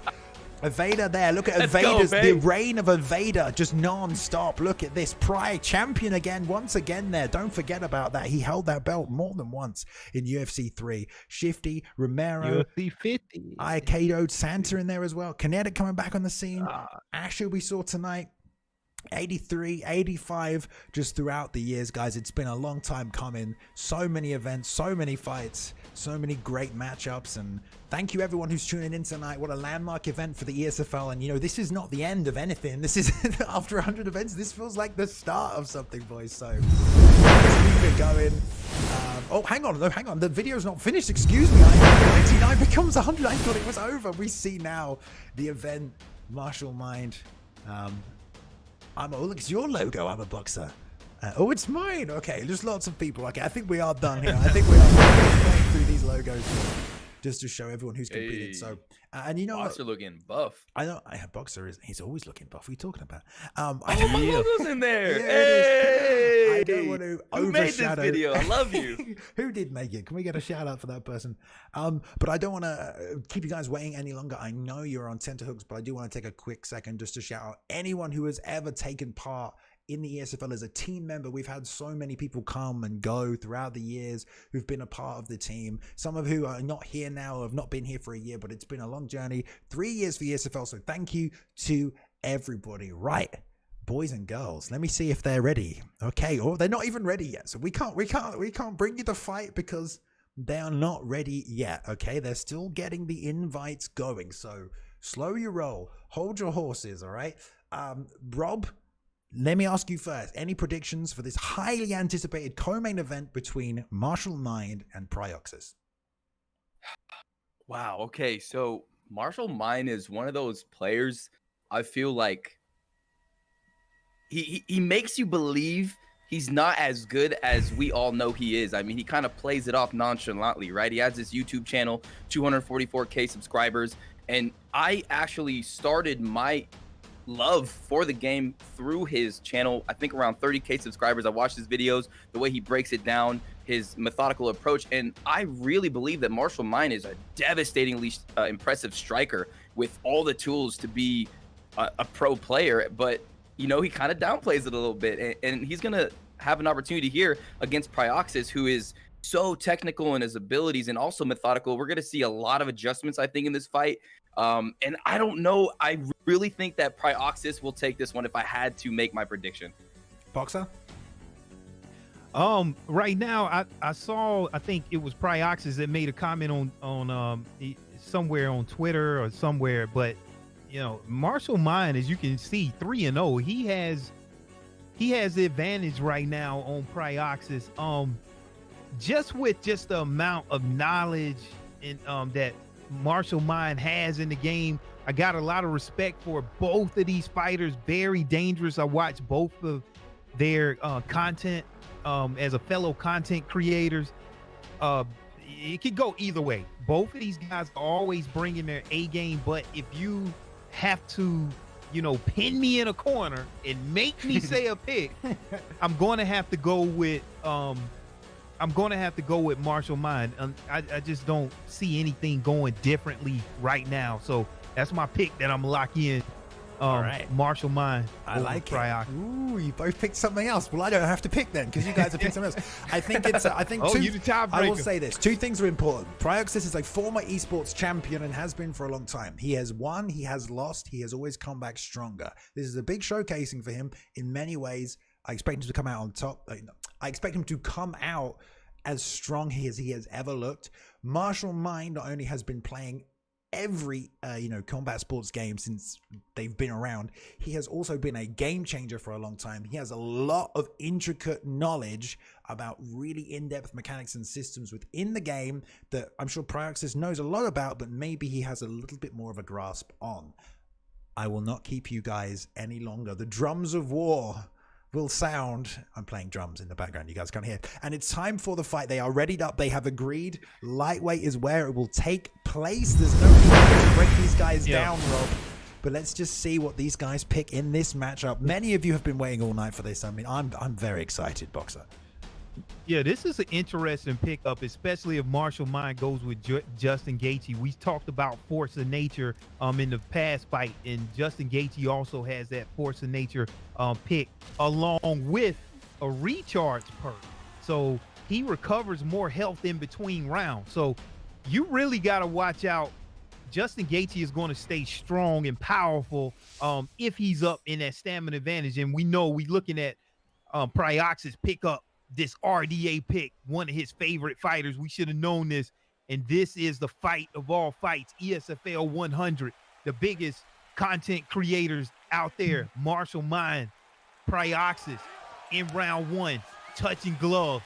Let's get it on. I love the It's picks. demon time, baby. It's demon time indeed. We've got Pry with his classic RDA, and Marsh will definitely be able to take advantage of those leg kicks. Nice double jab strategy already, just planting it, not pushing forward into that. He's throwing it from his stance. It's coming out nice and fast. Already Pry. Oh, beautiful counter to the takedown. Did you guys even know you could do that? Beautiful job. And takes that side control. Straight back to the feet, though, from Marshall. He's not playing around on the game here with Pry. Already initiated that takedown, and they've swapped sides of the screen here. We'll see if that plays any factor. I doubt it with this too high level, but Pry looking to return the leg kick with the outside leg kick now as well. Teep up the middle to stop that pressure. With a nice double jab straight right here from Pry, trying to keep Marshall off him right now. Yeah, this shows you how high level that this game is. When you see all that jiu-jitsu off of that takedown denial, Marshall Mind is very, very educated in this game. So is Pryoxis, one of the most technical fighters out there. He has to watch out there to get some of those leg kicks checked there by Justin Gaethje. You don't want to do that, but wow, man, this fight is already looking like it's going to be a technical barn burner for real. For sure.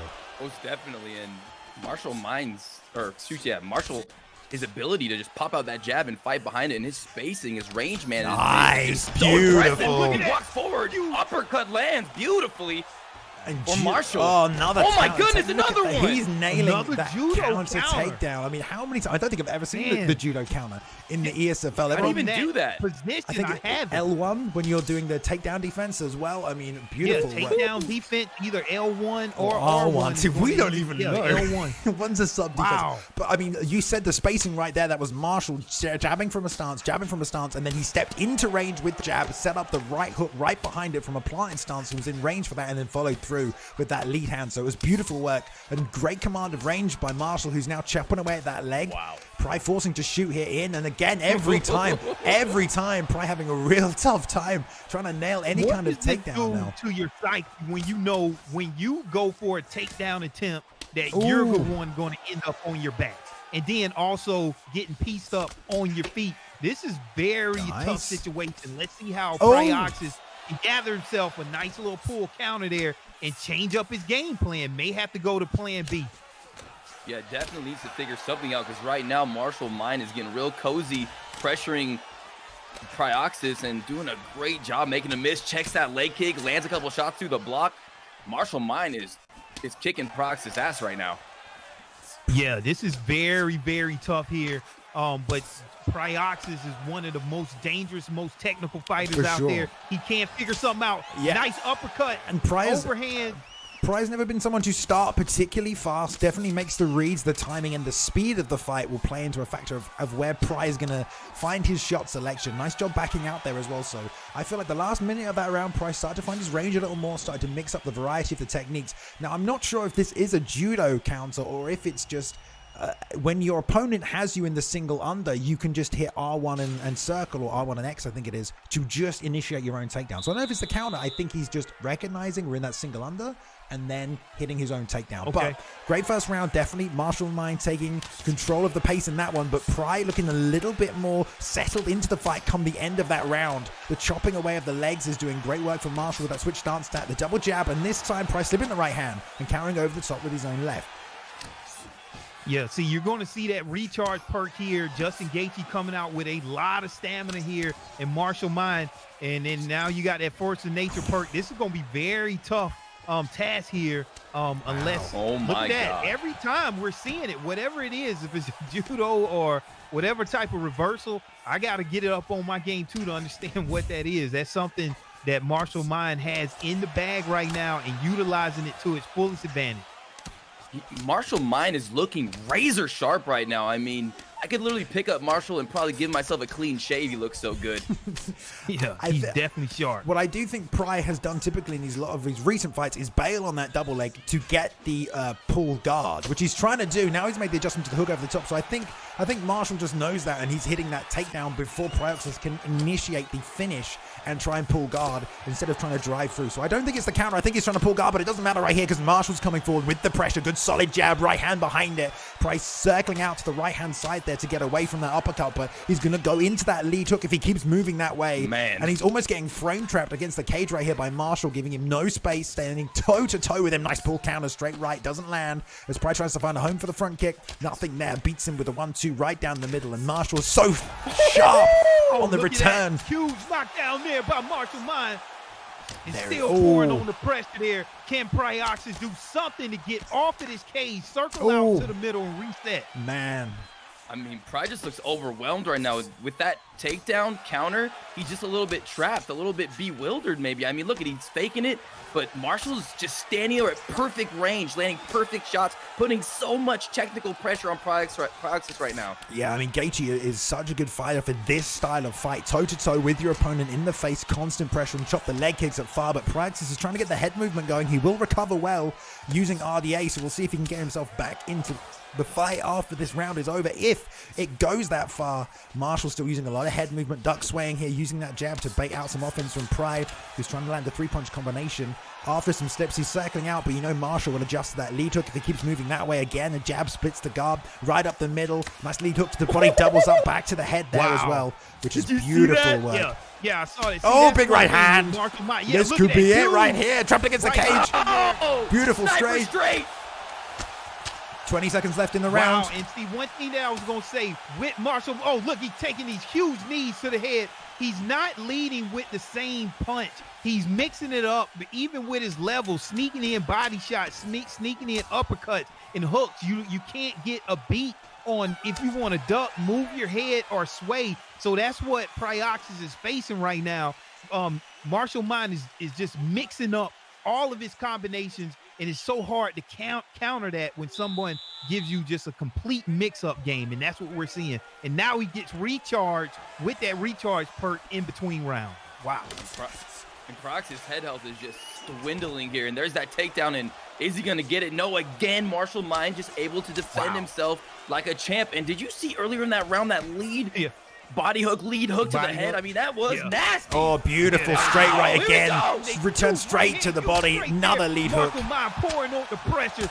Can he get the knockout against Pryoxis here again early in the second round? This is not looking good for Pry as Marshall's looking to close out the show, stepping back into the range, stopper setting, using that jab, baits out the pull counter, the right hook bouncing off the block right here. Another takedown attempt. One more time, gets the belly-to-belly suplex. Finally gets it. The camera going crazy and Marshall using that as an opportunity to roll through. Tries to get This is the time for Pry. Posture up. Can he get it? This is his moment. Already back to the feet. Your moment. Can he do it? Hooks on that back leg. Nice job returning the fight to the mat there by Pry, but now he's got to hang on the back position here and see if Marshall can find a way to work back to the feet. We're going to see a little bit of the ground game of Marshall, but he might just look to work straight back to the stand-up as quick as possible. Yeah, Pryoxis has time here. You got 3 minutes to implement your ground game. The way that we've seen submissions in this game in nights, this fight is not over. I mean, Pryoxis has a very strong position here, and if he can sink in one of these dangerous submissions, this fight can just turn really fast. Yeah, and he's got a little bit of time, 2 minutes and 20 seconds, and you know he's got to get this win. He needs to cinch something in, and Marshall Mind does have a great jiu-jitsu bottom game we've seen. We'll see if he's able to get back to his feet. Yeah, we'll see. I mean, Pry's doing a good job. He's controlled for a minute of this now. Burnt all the stamina trying to get that power transition to half guard right here. We'll use the arm triangle fake to bait things out. But Marshall's doing a great job just chipping away, interrupting the timing, not allowing Pry to look for that arm triangle fake that he's trying to get, gets the posture up. So Marshall chipping away there with the GA. And look at that beautiful slip. Straight away, rolls in back to the feet, not having any of the ground game. And this is bad for Pry. Here comes Marshall one more time. Rear uppercut trying to land. Clips the left hip and he's down again. Gonna recover, but for how much longer? Knee to the head. That is being blocked right there. Doesn't look like it is, but there's barely anything left. Pry ducking underneath now, trying to find a pull counter. There's a minute left in this fight. Oh! Yeah, and Mark. Oh! You flatline! Wow, highlight knockout there from Marshall Mind, showing why he is one of the best fighters out there. Wow. Wow, man. Wow, what a finish. I mean, out cold, Pry, just nothing left. Tried one more time to dive on that takedown straight into the uppercut, but, you know, Pry came out with a game plan to get the grappling going, just wasn't able to. Talk about a stand-up fighter who's ready to sprawl and brawl. Marshall looked so good with his takedown defense. His spacing, his distance management, his ability to snap the jab and use it then to step in on occasion to close that distance. Just technical brawling from Marshall in the face, no room for Pry to breathe. And, you know, Pry's a bit more of a methodical, slow-paced counterfighter. I think he's struggled with pressure previously. Not always the case. Many times he's able to overcome that. But Marshall had a great game plan tonight. Hits incredibly hard with Gaethje. Like you said, Boxer will recover well, can take a shot, and just overwhelm Pry tonight. Yeah, I mean, Marshall Mind is showing you why he has the mind of a martial artist, right? Because he was able to withstand all of the takedowns. He was on the ground, able to get back up and then have superior boxing. And that's what mixed martial arts is all about, having every single skill set. And that's one thing that all of the fighters have to realize. You got to be good in every facet of the game, every single nook and cranny. And transition, you got to know how to deny. And that's what I saw with Marshall Mind, and that's why I think he came away with this. He was just well-versed in every single position. And yeah, just, wow. Indeed. And to add on that, Marshall Mind's ability to get that, what's it called, a judo denial, well, where I don't think it was a counter. I think Pry was bailing on the double leg just to get the dominant single under so he could pull guard like he's done previously. But every time he bailed on the double leg, it ended in that position. Marshall immediately hit the R1X, which is just a takedown there. So if your opponent has the dominant single under and you have a high enough wrestling takedown skill set, you can just take down from there. So I think he was just doing a standard takedown. It wasn't a counter. Okay. Yeah, Wow. see, I didn't know that. The guys in the back have told me yes. So the takedown is R1 plus X in circle when the opponent has over under. I mean, wow, I'm learning stuff. That's huge. So Yeah, you that's can take down when your opponent has that over under with R1X in circle. Okay, I got to go back and R1X and circle. Yeah. All right, That's well, crazy. yeah, that is crazy. Marshall's ability to hit that against or here in the main stage with thousands and thousands of viewers watching across the world against a highly touted professional player in Pryoxis is absolutely incredible. And, you know, this guy can compete with the best of them. Like I said, Marshall Mine, I mean, with Justin Gaethje, what really impressed me, that takedown, I mean, first of all, was very impressive. But what really stood out to me was his ability to stand in front of Pryoxis and like pop that jab and fight behind it and just stay at a distance where he could hit Pry, but Pry was missing and he was like stutter stepping, getting Pryoxis to react a lot, and he was just landing some clean combinations. And my favorite one was when he went against the cage, body hook over the top with the body. I've never seen that before, and that was just so fast and vicious. And he really startled Pryoxis there. That was a dominant performance by Marshall Mine. I'm very impressed. Yeah, I mean, just completely played into the skill set of his fighter and completely countered Pryox's preferred game plan, I think, as well. So great matchup, great fight, definitely lived up to the hype. And I know all of you Marshall Mine fans will be very happy that he showed up and not only got the win, but also performed to his ability. And Pry was making some good reads in there, got his own shots and stuff in, but the pressure was just too much for Pry. Not the pressure of the fight, but in the fight, the pressure from Marshall. Right, before you go anywhere, don't forget we have one more fight this evening. We have our ESFL Xbox champion taking on our ESFL PlayStation champion in the matchup of right now the two best players in the world on opposite console. And don't forget, one more thing to remind you, tomorrow night 3 p.m. Eastern time on twitch.tv/UFC, the UFC Esports League is back tomorrow night. Okay, we have 16 of the best players in the world. It's PlayStation's time to shine. They will be competing in a Grand Prix tournament, one night elimination fight, Pride rules, to quote that Scottish man. One winner will take home the UFC Esports belt. That's happening tomorrow night. So back here, but not here, tomorrow night for more content. Right, guys, we have one more fight. It is GOAT versus GOAT, quite literally. In this main event, our two champions, we've never done it before, PlayStation versus Xbox champions. I need some predictions. I need some information. Rob, why don't you fill these people at home in on what these two men have achieved throughout their time here in the ESFL, and what you think about this upcoming match. Gladly. All right, guys, we got Suave Jamie, undefeated ESFL Xbox champion, current UFC Esports Xbox champion. 8-0 in the ESFL, has only lost in a series against Payton. This guy is on a tear right now, absolutely dominating the competition. If he could win tonight against GOAT 1099, history will be made. He will be the champ, but he's going against GOAT 1099, 7-1, defeated Papadoc in his last fight, current ESFL PS4 champion. Some say he could win it all tomorrow in the tournament at 3 p.m. Eastern time, and this guy is incredible. Two-time ESFL champion, sniper striking style. He's a patient assassin. These two are some of the best, if not the best, that we have right now, and they're about to collide here, gentlemen, and I cannot wait. They are the best we have right now, man. Yeah, this is very interesting. Did you get us a prediction, Bruce? Well, yes. No, I didn't. I'm gonna predict pain. No, just kidding. GOAT 1099 is going to be the winner, in my opinion, because I think the PS4 side, the striking, is a little bit higher than that Xbox side. So we'll see right now.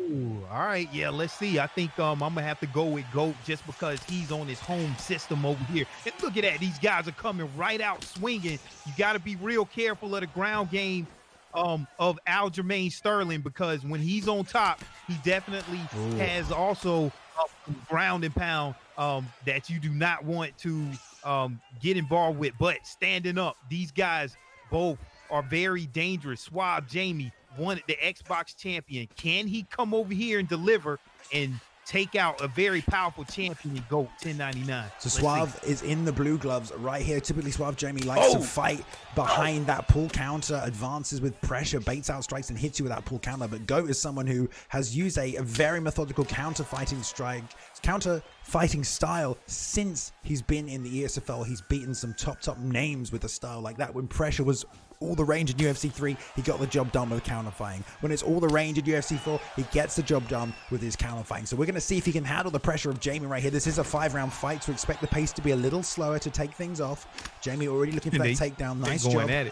there's a head kick, nice and over the top. Immediately transitions into a beautifully timed double leg. Amazing work by GOAT. That sets him up with a head kick, snaps right under with the GA advantage. Jamie already recovering full guard right here. Let's see how this plays out on the ground.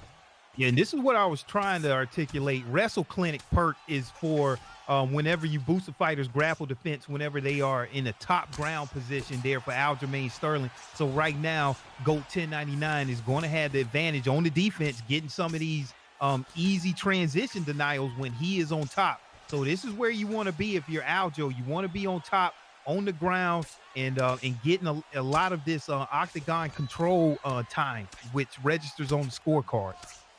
Most definitely, and the fact that GOAT decides to let him up, and now they're back on their feet. Interesting stuff. I like it. Nice slip right there. Yeah, this looks a little bit different. We used to seeing GOATs fight slow and methodical, and it seems like Jamie is pushing the pace here and forcing kind of GOAT out of the style. I usually see him fight more like an Ed Parker style. So this is interesting. Jamie pouring on the pressure has GOAT on the back foot. Beautiful pull nice counter spin there. Now GOAT has Jamie against the cage. Pull counter, grabs a single collar, turns him immediately, goes from having his back to the cage to putting the pressure right on Jamie, snaps the fight down. Another takedown by GOAT here. So he's definitely here to grapple tonight. I like the mirror matchup between these two Sterling picks as well. And you know, grappling is a huge part of the arsenal of both these fighters, especially from the top position. So, you know, GOAT not afraid to initiate that, be the one on the top with the advantage here. Like you said, we're back here on the ground, but Jamie's doing a great job every time finding his way back to the full guard. Now, one side fake by GOAT, gonna double shot here, try and build some GA. Jamie trying to return here to interrupt any fakes, but GOAT just seems content to pound this out. End of the first round, really close. I mean, GOAT maybe, look, we're gonna see the stats. This is how close it is, leading in every way on the scorecards there, GOAT, with that first round. Yeah, and I like the decision not to get up, because that would have took some stamina to get back up on the cage. It was a good job just to stay down and not take any damage. So I like that move by Jamie. Second round, these guys are doing more of the same. Yeah, and I think in all of the competitive fights I've seen Jamie fight in, this is his hardest test. You could clearly see that GOAT 1099 is handling him on the ground and the feet here slightly, and GOAT is looking good right now. He's doing everything he needs to do, and Suave is in a little trouble, in my opinion. Yeah, GOAT doing a great job floating on the outside, double jabbed in, and then just stepped out, baited out a 1-2-3 from Jamie, who's now crashing forward with pressure. He's had enough of this tit for tat game on the outside. There we go. You see pressure from Jamie, and he waits, tries to pull counter, but GOAT did not bite on that at all. Knows the game of Jamie. There's a nice ankle pick, doesn't get it though. But you'll see Jamie there crashing forward, trying to bait something out with the pull counter. GOAT playing methodically enough to not step into that, and using that double jab as well really nicely, consistently, to keep Jamie off him and also bait out his own offense. Nice job. Use the right hand to close a distance. Straight right lead uppercut, piercing straight through. And you can see Jamie now taking his time a little bit, trying to figure out how he can enter, how he can initiate his offense, because what he's trying right now is not working. So this is the point in the fight where adjustments get made, especially between these two champions. And it's really been the adjustments previously that have had Jamie win the belt and be able to defend it, because he is a great fighter at making those adjustments on the fly. Yeah, so now I'm looking at, this is more traditional style from GOAT. He's methodically breaking you down. It's a nice slip there, return a right hand, and that hurts with the laser focus perk of Aljo, and he's keeping this fight like in the center of the octagon. Whenever Jamie missed that ankle pick, GOAT was able to circle out, get back into the center of the octagon, and stay out of trouble here. Jamie can't fall down another round, or with the style of GOAT, it could be a long night. Yeah, and front kick to the face.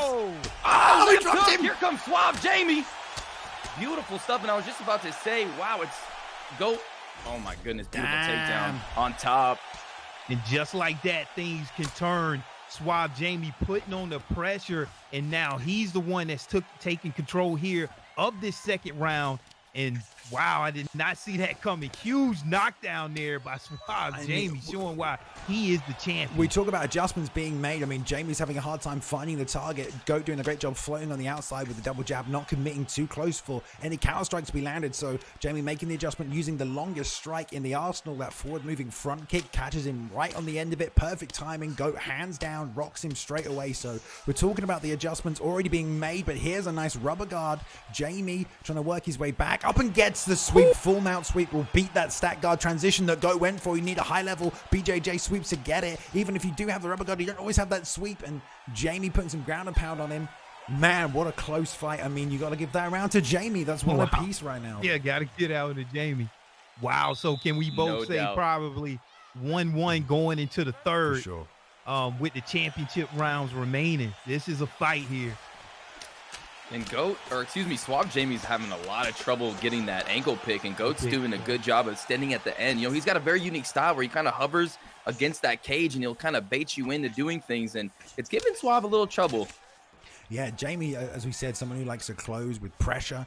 He has these 4 punch combinations he just throws out of nowhere just to catch you in the middle of vulnerability states like he did with that front kick. So Jamie patient enough to wait, though. He's not going to try and force offense if it's not there for him. He'll try and find those shots. But talk about a matchup between 2 champions. I mean, PlayStation 4 champion Goat, Xbox champion Jamie, they are putting on a fight, and they are both very evenly matched. 1 round apiece, both constantly making adjustments, trying to figure each other out in this one. There's a teep kick up the middle, trying to create some space, retake that center of the octagon from Goat. Now faking, marching forward, and Jamie sitting back, trying to bait him into the closing range of that right hand with that jab.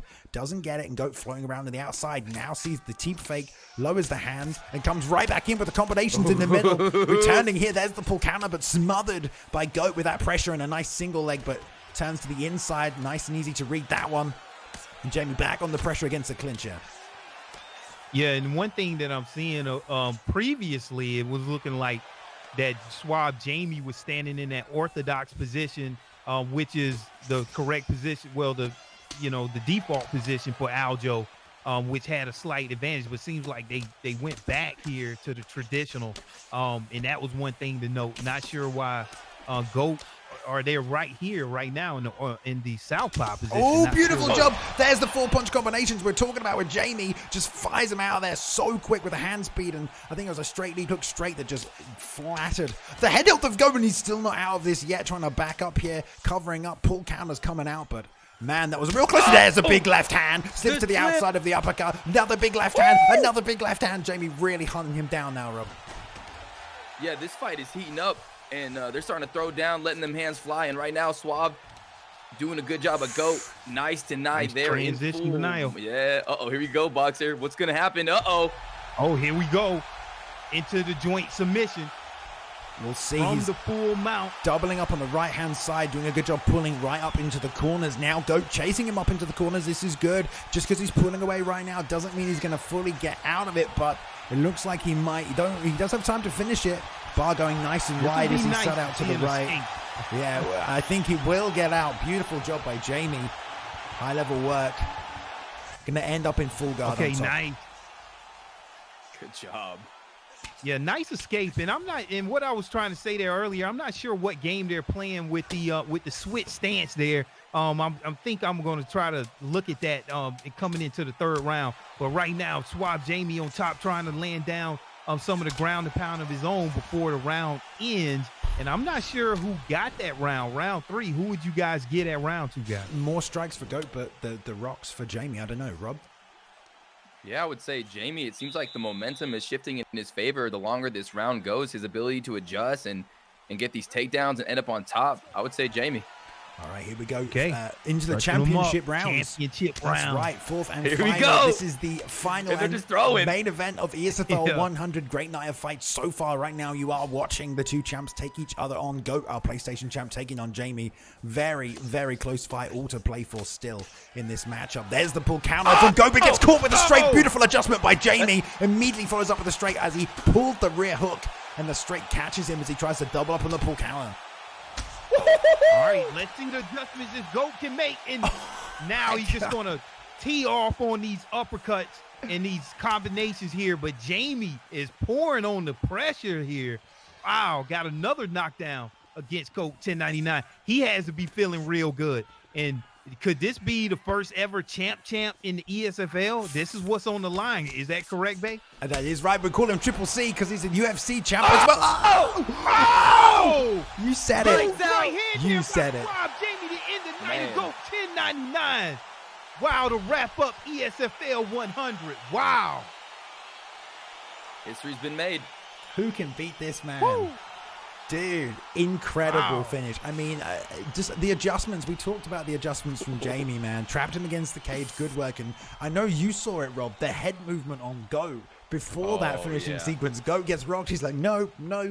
3 slips in a row. Beautifully timed, but Jamie pinned him against the cage. He had done the damage. 4th round, set him up with the right hand. Just great work from Jamie. And there you have it. ESFL 100, Suave Jamie, Triple C, man. ESFL PlayStation champ, ESFL Xbox champ, and UFC Esports Xbox champ. So, wow. Man, 3 titles to that man's name. An Irishman coming in here and just taking out all the competition. Incredibly impressive. Wow, I mean, you really have to give it up, man. I mean, I know he's feeling good. I mean, anytime that you can make it into the top 100, it's like you feel accomplished. To not only be that, but then also to be the champion of ESFL Xbox, champion of ESFL PlayStation, and UFC Esports champion.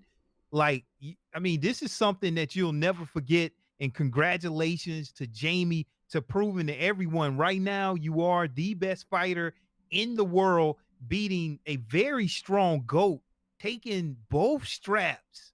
Is just, I mean, I've never seen it. It's the first, like we called it, and that is just beyond impressive. Wow, great job.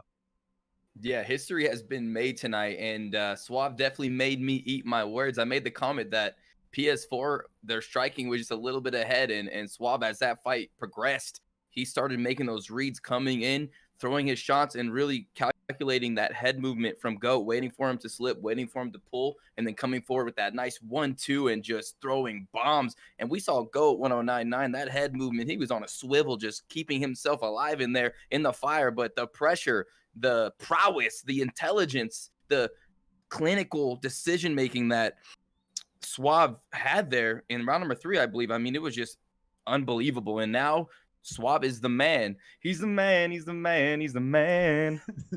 A mighty good man at that. I mean, and that's a victory not only for Jamie, but you got to think for the Xbox as well. I mean, I don't think they'll let the PlayStation side of the community hear the end of that when their champion came over to PlayStation and took the belt off him. There's been a lot of debate in Xbox, definitely. PlayStation, but in this I'm instance, seeing Xbox greater than PlayStation. I'm already seeing it. There we go. I mean, it was a competitive fight. It was very close, but like you said, Suave Jamie proving tonight he's the best in the world, undisputed. You know, it's a shame he's not competing in the UFC Esports on the PlayStation side of things, or maybe he will be now. I don't even know, but guys, definitely. I just want to say, defend that strap.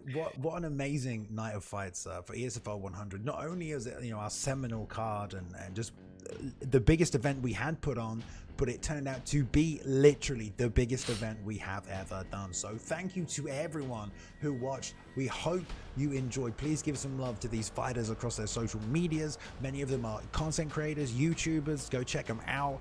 If you've enjoyed this on YouTube, do go subscribe. If you're on Twitch, get over to the YouTube, subscribe, get the whole back catalog of ESFL events. A reminder once again to you all, tomorrow night, 3 p.m. Eastern, the PlayStation Grand Prix will be taking place on the official UFC Twitch channel, twitch.tv/UFC. It's going to be kicking off 16 of the best in the world. More of these fights. If you didn't get enough tonight, there's more coming tomorrow night as well. We've got to do sign-offs here, guys, because it's been a great night. So, Rob, a moment of the night, fight of the night. I mean, this... Oh, man, there were so many beautiful moments, crazy moments.